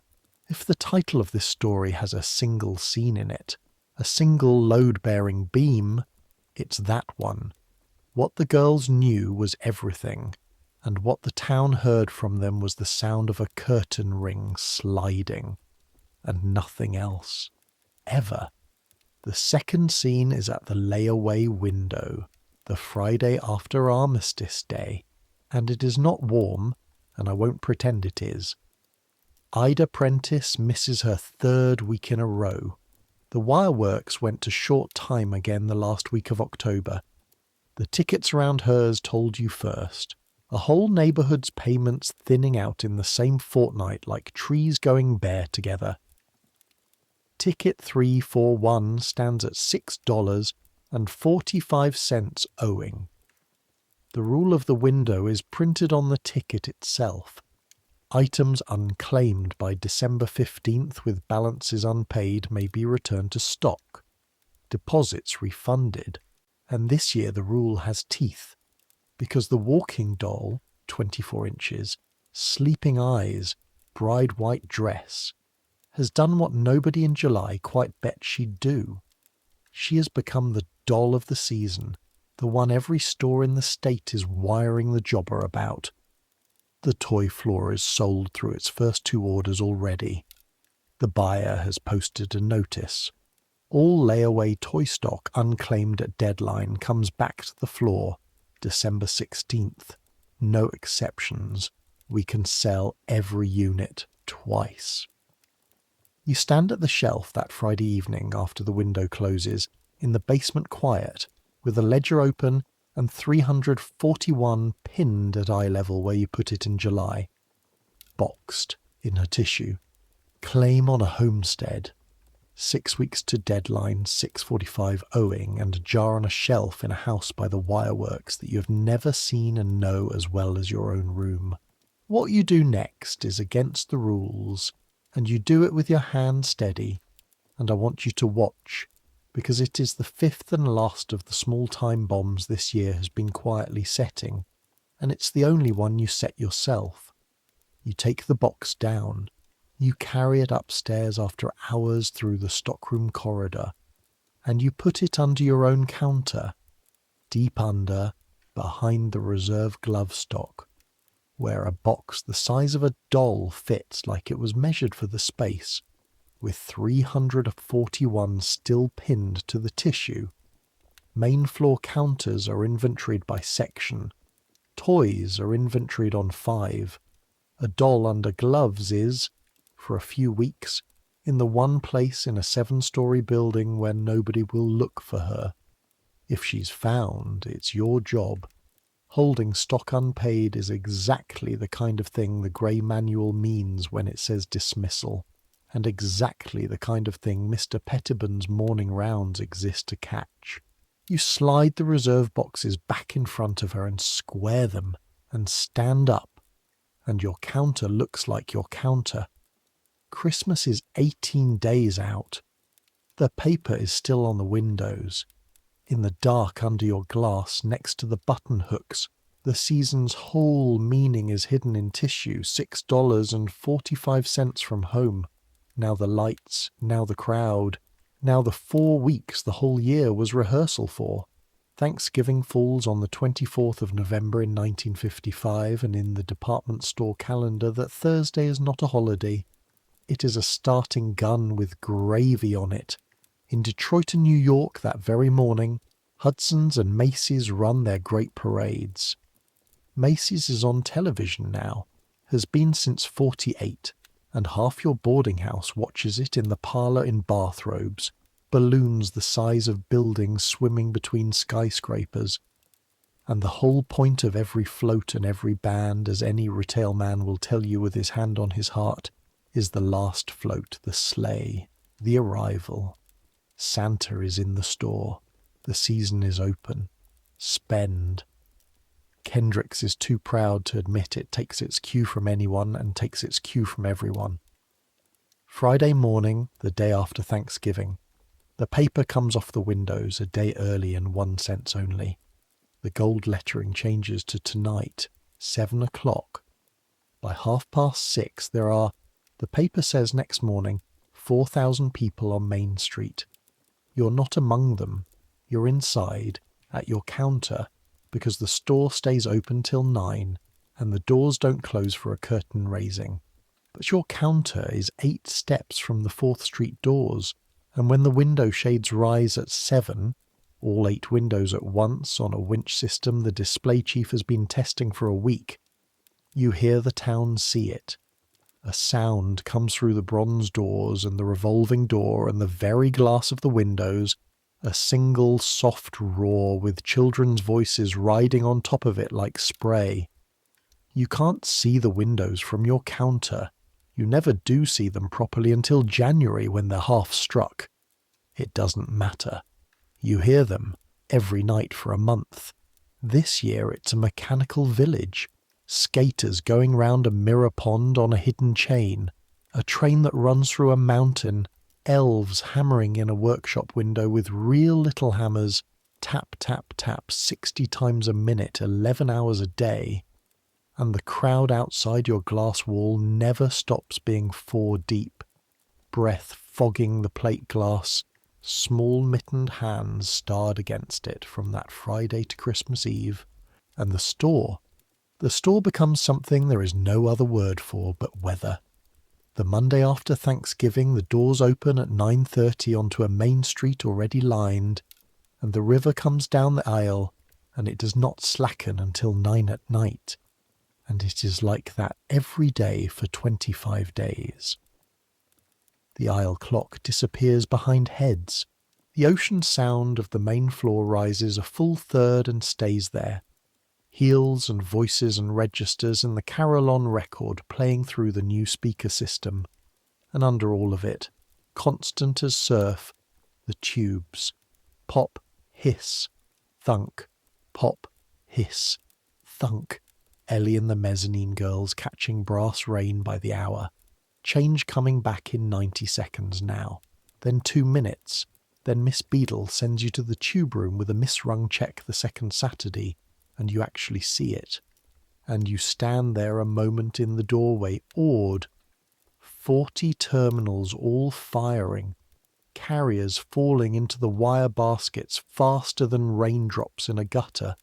And Ellie's hands moving like a card dealer's, sorting the whole roaring town by account number, a ring $9 closer every shift.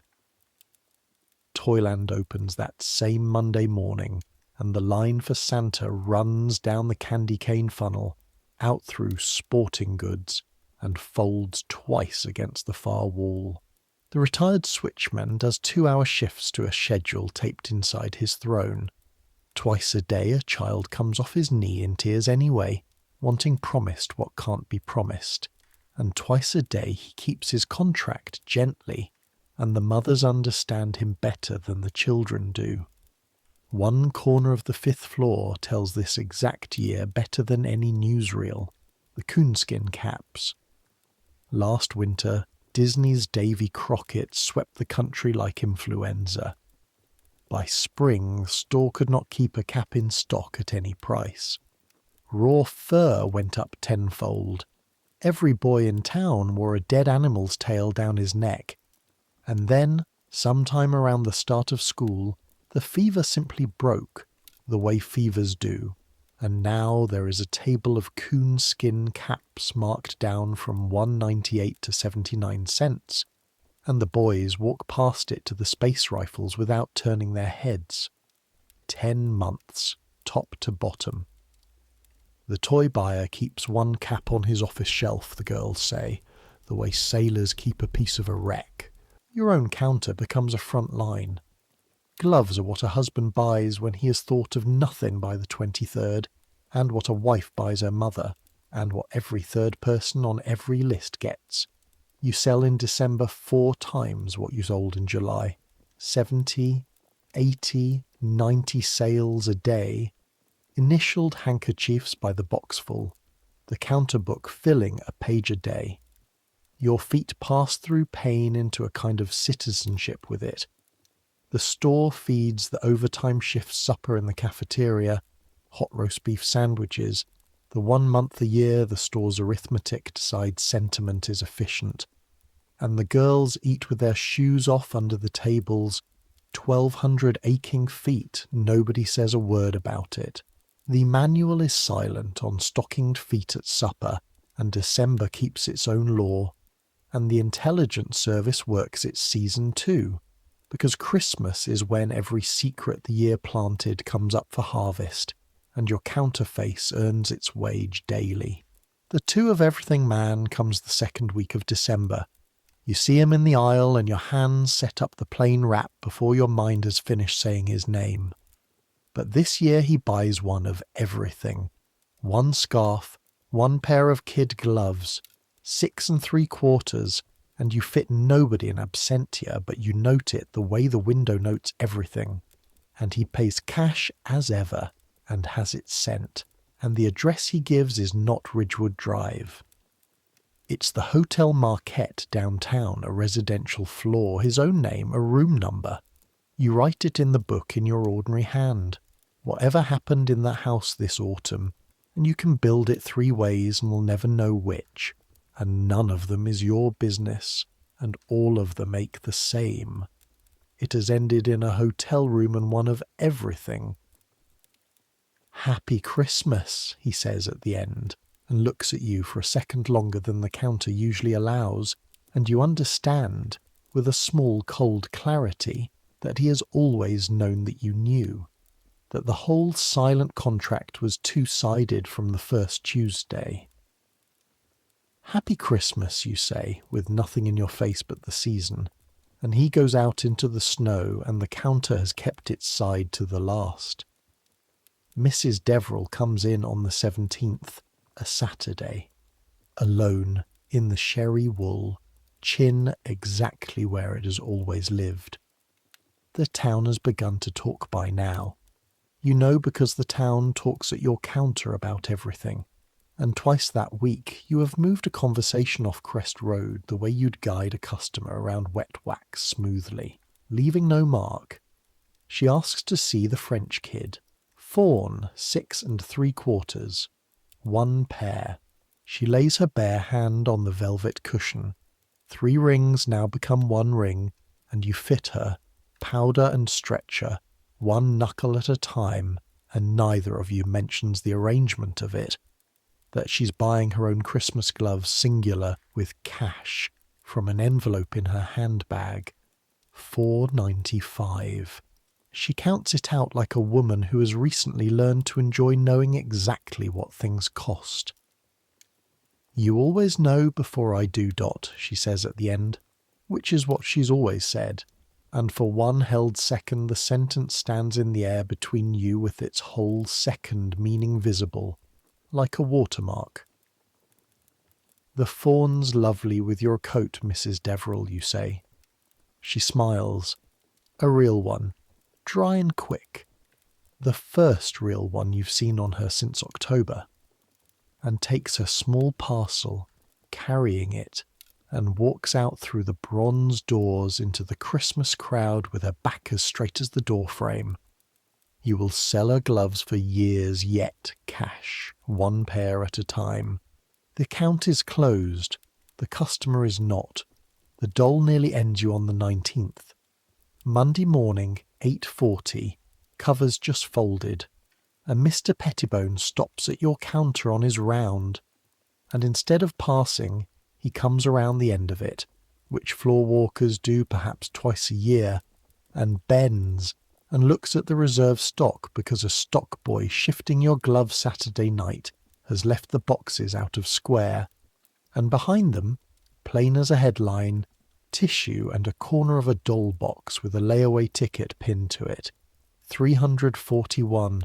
Toy stock under a glove counter, 4 days after the return to floor deadline that stripped every unpaid ticket in the basement. He straightens up with a box in both hands. He reads the ticket. $6.45 owing, and a name and a West Side address. The main floor moves around the two of you, oceanic, oblivious. You do not explain. There is no explanation that is not exactly what it looks like, and you find, standing there with your heart going like the elves' hammers, that you would not take it back if you could. Mr. Pettibone looks at you for a long moment over the box. 22 years he has walked this floor. There is nothing under these counters he has not found some version of before. "Miss Marsh," he says at last, "I have always admired how thoroughly this section protects its reserve stock from the Christmas dust." And he sets the box back himself deep and squares the glove boxes in front of it with 2 fingers, professionally, so that the line of them would pass any inspection, including his. and walks on, hands behind his back, carnation level. Nothing else. Not that day, not ever. You stand behind your counter, breathing like a runner while the season roars on around you, and file one more entry in the year's ledger of things you know and will never tell. The store's Iron Man bends, chooses where, tells no one either. And then it is Saturday the 24th, Christmas Eve. And because Christmas falls on Sunday this year, the eve is the last day, the whole crescendo in one daylight. The store jammed to the doors from the first bell, men shopping the way men shop on the last day, at a dead run with a list in a coat pocket, wrapping girls buried, the tube room at flood, the windows tap, tap, tapping to a crowd, 4 deep one final time, and the carol-on record playing Silent Night at 3 in the afternoon over a main floor that is anything but. She comes at 4. You've been watching the 4th Street doors since morning without admitting it, through every sail, the way a lighthouse keeper watches weather with the light still turning. And at 4 o'clock, in the thick of it, there is Ida Prentice with Susan flat against her side in a coat outgrown since summer, and Ida's face is a settled thing, braced, a face that has walked past the emptied layaway shelves in the basement, has been told at the window gently by the Saturday girl, ticket 341, return to floor, deposit refundable at the office, and has come up anyway, upstream through the crowd to ask somebody, anybody, whether one of the dolls on 5, and there are none on 5. The last walking doll sold Thursday at noon. The toy floor has been telling weeping fathers so for 2 days. She gets most of a sentence out. I wanted to ask about, we had a ticket 341, and I have it now. I have all of it. And the mason jar is out of her bag and onto your counter with both her hands around it. $6.45 in stacks the bank never saw. Dimes in tens, nickels in tens, pennies in tens, warm from the bus, smelling of vinegar, everything the wire works, short autumn left over, all of it on your glass. And her eyes are already learning to absorb the no. You reach down under the counter, behind the reserve gloves, and you lift the box up into the light. Tissue. Ticket pinned. 341, in the layaway clerk's July handwriting, which is your handwriting. You will live a long time, and you will never entirely find words for the next part, so I won't pretend to. Ida Prentice looks at the box and reads her own number, and understands the whole architecture of it at once. July, the shelf at eye level, the missed Fridays, the deadline, the counter that is not a toy counter, understands in 1 second, in the middle of the loudest floor of the loudest day of the year, that somewhere in this marble building the machine broke its own rule for her, quietly, at somebody's risk, and never sent word, and never would have. She doesn't cry, quite. She stands very still with her hands on the jar, the way you stand when something is landing that has to be landed whole. Beside her, at glass height, Susan has gone silent in the way children go silent at the edge of the sacred, both mittens on the counter, looking at the box the way sailors look at land. On ticket 341, you say, when you can, 645, paid out. You count her stacks with your best window arithmetic, 10 and 10 and 10 every coin, and stamp the ticket paid, and it is the finest sales check of your career, and there's no commission on it, and there never was. The wrapping girl 2 counters down does it up in holly paper on your say-so, ticket folded inside against the tissue where a mother's hand will find it. And Ida Prentice goes out through the bronze doors into the falling dark of Christmas Eve with the season's whole meaning under her arm, a walking doll gone home walking, and a girl of 6 beside her, who saw the box come up out of the counter like a magician's dove and will believe in department stores in some incurable underneath way for the rest of her natural life.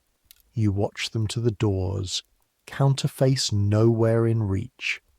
Doris, 20 feet away at hosiery, in the middle of her own sale, catches your eye and doesn't say anything then or ever, which is Doris.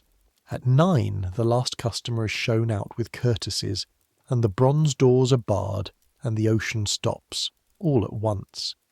The silence rings like a bell for a full minute. The girls sag against their counters. Miss Beadle sees every one of them, and inspects, tonight, precisely nothing. Vernon runs his last run at 9:40. A carload of exhausted girls in Christmas corsages down from the cafeteria party. Calling the floors all the way down like stations on a line he means to remember.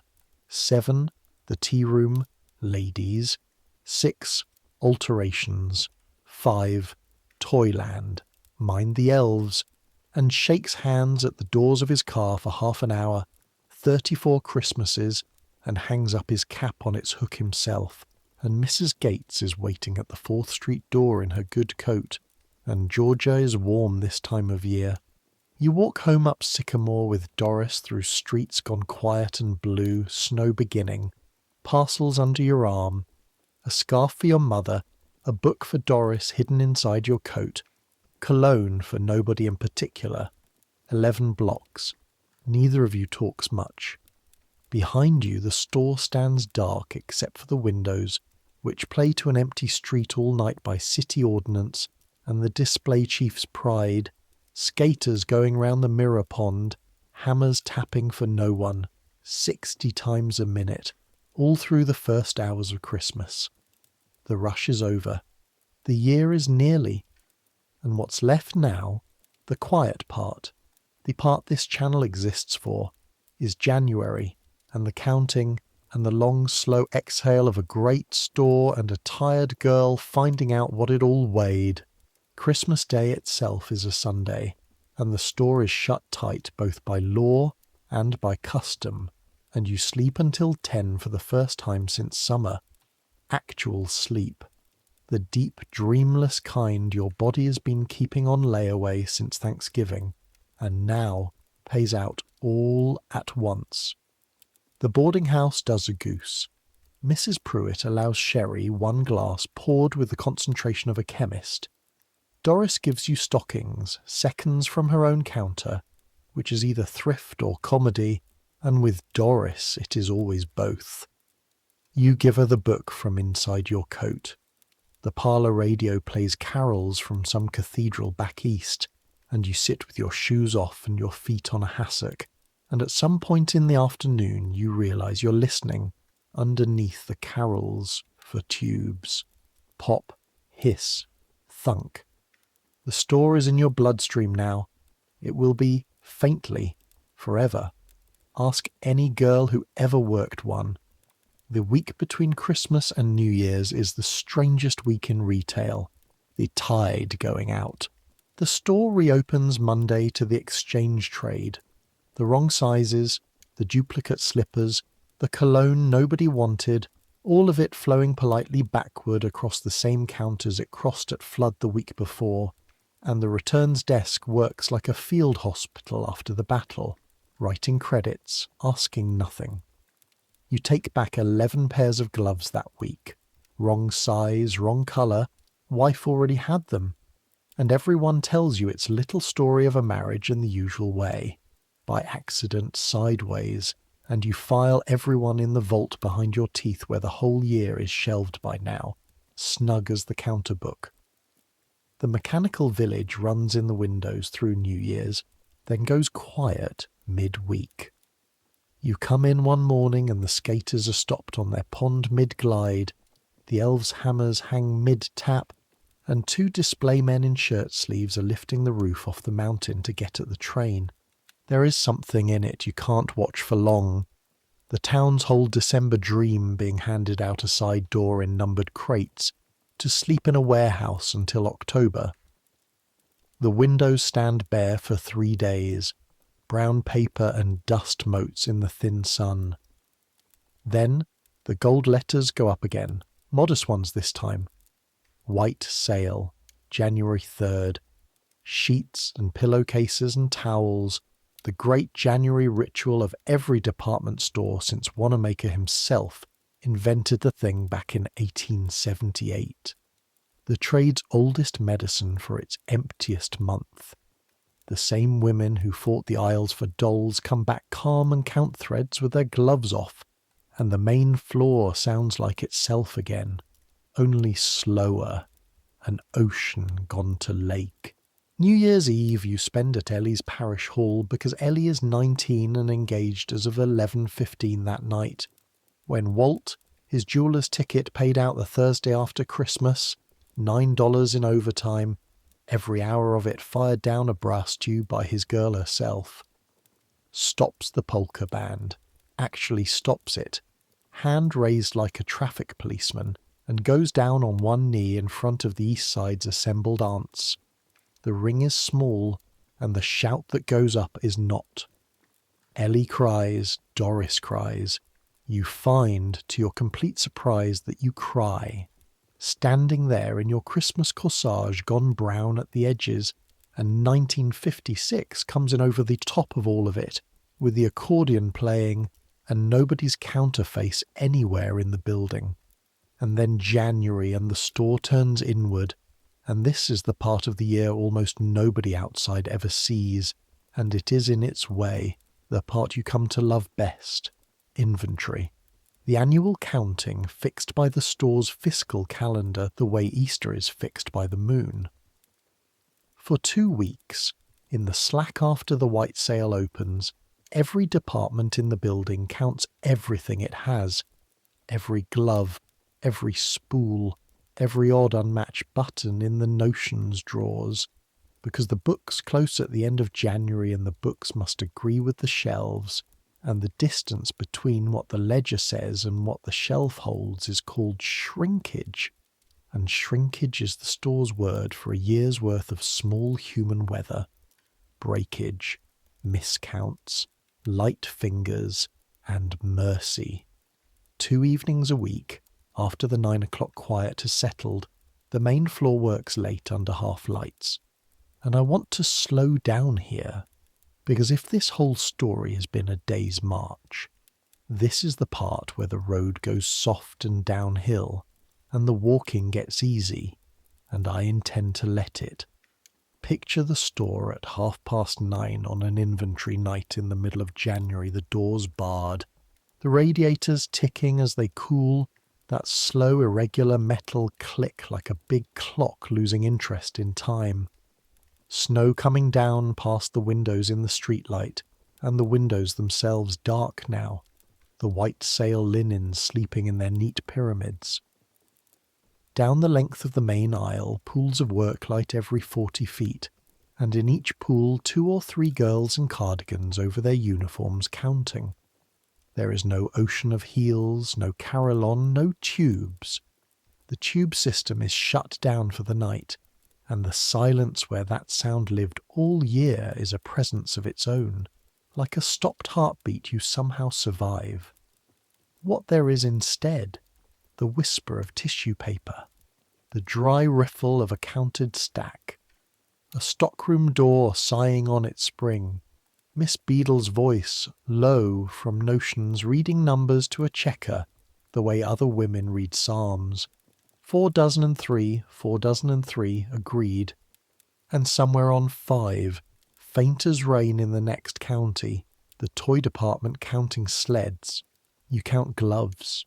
You count them by size and by colour and by dozens.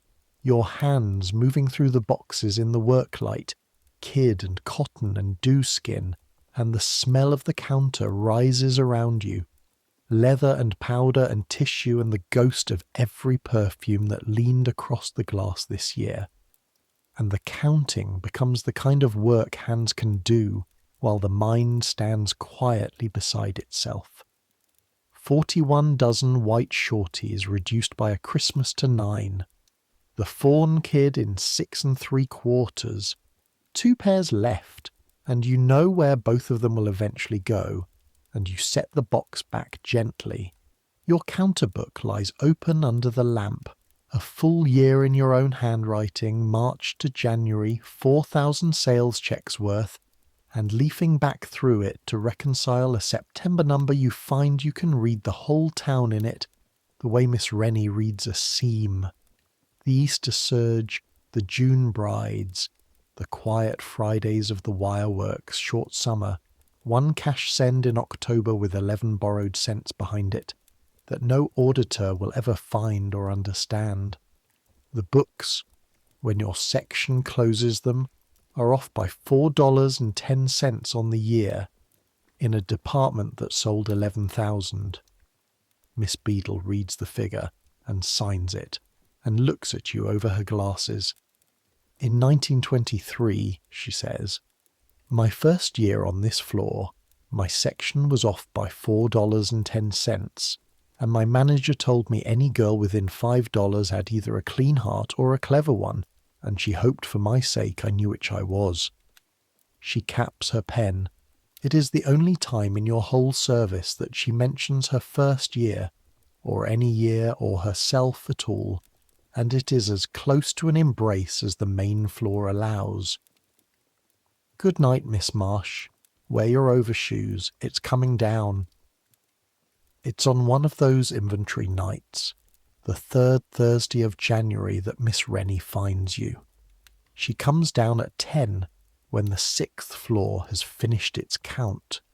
Bolts and linings and 80 colours of thread, all agreed, and she walks the length of the dim main aisle in her black coat and her hat with the jet pin, dressed for the street, and stops in your pool of light and watches your hands work through a box of doe skin for a moment, the way she watches everything, entirely. The count is good? She asks. The count is good. She nods, and then she does a thing you will keep for the rest of your life. She unhooks the elastic from her left wrist. The strawberry, the faded red velvet worn to the weave, the emery stem gone grey, the little cushion that has ridden that wrist through every fitting this town has stood still for since before your mother could walk, and she sets it on your counter in the work light, between the button hooks and the powder shaker, like a small red planet coming to rest. My hands, she says, matter-of-fact as a weather report, have voted, the right one first, this autumn. Now the left is joining it. She flexes the fingers. You have watched those fingers pin a bride in 9 minutes flat, and you watch them, in November, take 3 tries at a chalk line, and allow no one to see it but you. And you told no one, and she knows you told no one, and that, you understand suddenly, is what this is. The vault recognizing the vault. The store will give me a dinner and a wristwatch, and the girls will cry, and that is all as it should be in February. But the strawberry is not the store's to give. It came to me from Madame Weiss, in a workroom you never heard of, in 1912, when my hands were the young ones. It goes where the young hands are. Miss Rennie. You hold pins, she says, over you. The whole orientation again. 13 words and 30 years. You hold your tongue. In this room both are sharp. You have held both better than any girl I have had since the war. Which war? She adds, with the dry flick that is her entire store of visible mischief. I do not say. She loops the elastic over your wrist herself. It weighs nothing. There is nothing in your life it doesn't outweigh.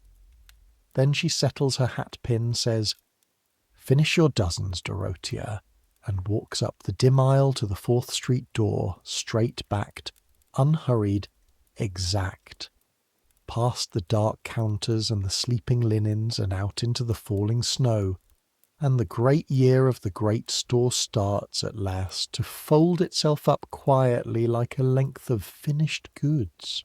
The strawberry rides your wrist through the rest of inventory. The younger girls notice it inside a day.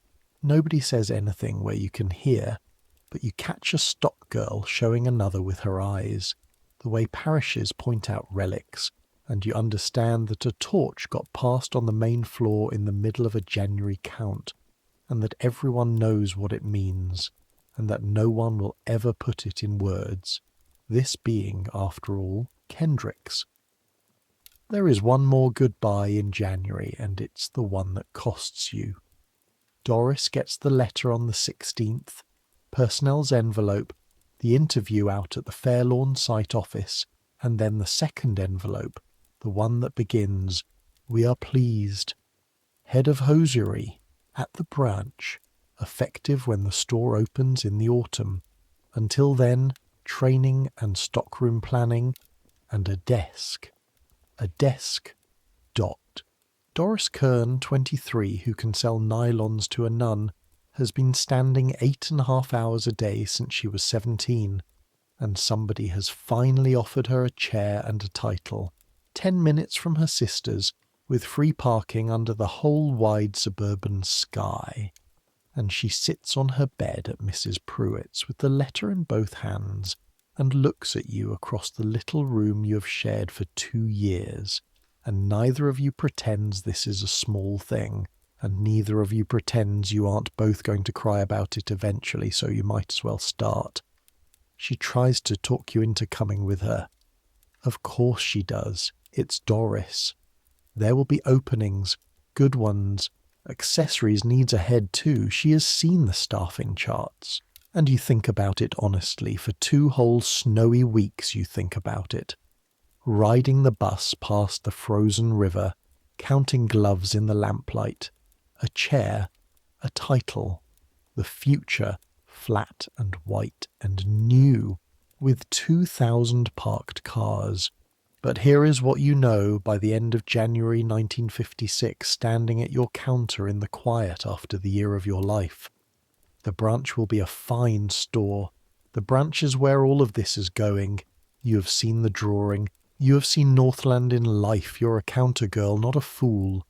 But whatever the branch will be, it will not be this 7-story arc with a glass dome and 13 miles of brass veins, where the whole town, every last stratum of it, still comes together under one roof and one rule, where Ida Prentice and Mrs. Deverell pass each other at your counter without knowing they are chapters of the same book, where the secrets go into girls like coins into a jar, and stay.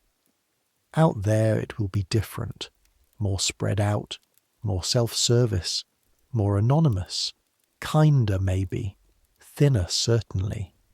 The knowing will be less, and so the not telling will be less, and you have come this year to understand that the not telling was the calling, so you stay. You tell Doris on the last Sunday of January, and she looks at you a long moment and says, "You sound like Beadle," which from Doris is 1 part insult and 3 parts benediction. And then she gives you her hosiery discount tips and half her hangers, and in the spring she goes, and the 2 of you eat lunch together downtown every Thursday for approximately the next 40 years. But that's far outside our story, and the snow is still falling in this one. The last night of January is an inventory night. The final one, the certification of the count, and it ends late. And this is where we'll leave the year, with you, alone for 10 minutes on the darkened main floor, waiting while Miss Beadle walks the signed sheets up to the office. The store at 11 at night in deep winter. The radiators long gone quiet. The half-lights off now, too. Just the night lamps, little amber pools down the main aisle. The way the floor looked the March morning we started, 1 whole revolution of the year ago. Snow ticking faintly at the black windows. The dome invisible above the light well, but present. The way a held note is present after the choir stops. Your coat is on. The strawberry is on your wrist under the cuff. Your feet, in overshoes, have stopped hurting in the way that no longer registers as anything but late. You stand at your counter. your glass, your velvet cushion, your squared tools sleeping under the muslin you'll pull off again in 9 hours. And the whole year files past once, quietly, in the amber light, the way they say a life does, only kinder. The bare hands on the cushion, 3,000 of them, the tube swallowing the town's money and worse, the steam and chalk of the 6th floor, and the room where nobody lies, the sealed box coming back with its tags on, and grey flannel going out with its chin up, stacks of 10 on the basement counter, the worn corners of a brass plate, and the small flat clink of the box it fell into, the roof, the river, the orange lamps burning over 40 empty acres. Tap, tap, tap, 60 times a minute, a doll going home walking on Christmas Eve, and threaded through all of it, the rule, the one that was never in the manual, the one that is the actual merchandise. You see everything. You sell everything. You say nothing. 80 years before you, in the corridors of the grand hotels, the chambermaids kept the same commandment about everything the closed doors showed them. Different century, different uniform, same silent trade. The century changes, the commandment doesn't. Behind every institution the public trusts, there is a working woman paid almost nothing to know almost everything, and the whole arrangement holds because she is better at her side of the bargain than the institution ever quite deserves. That was true in the marble hotels. It is true tonight at your counter. It will be true, whatever they build by the interchange.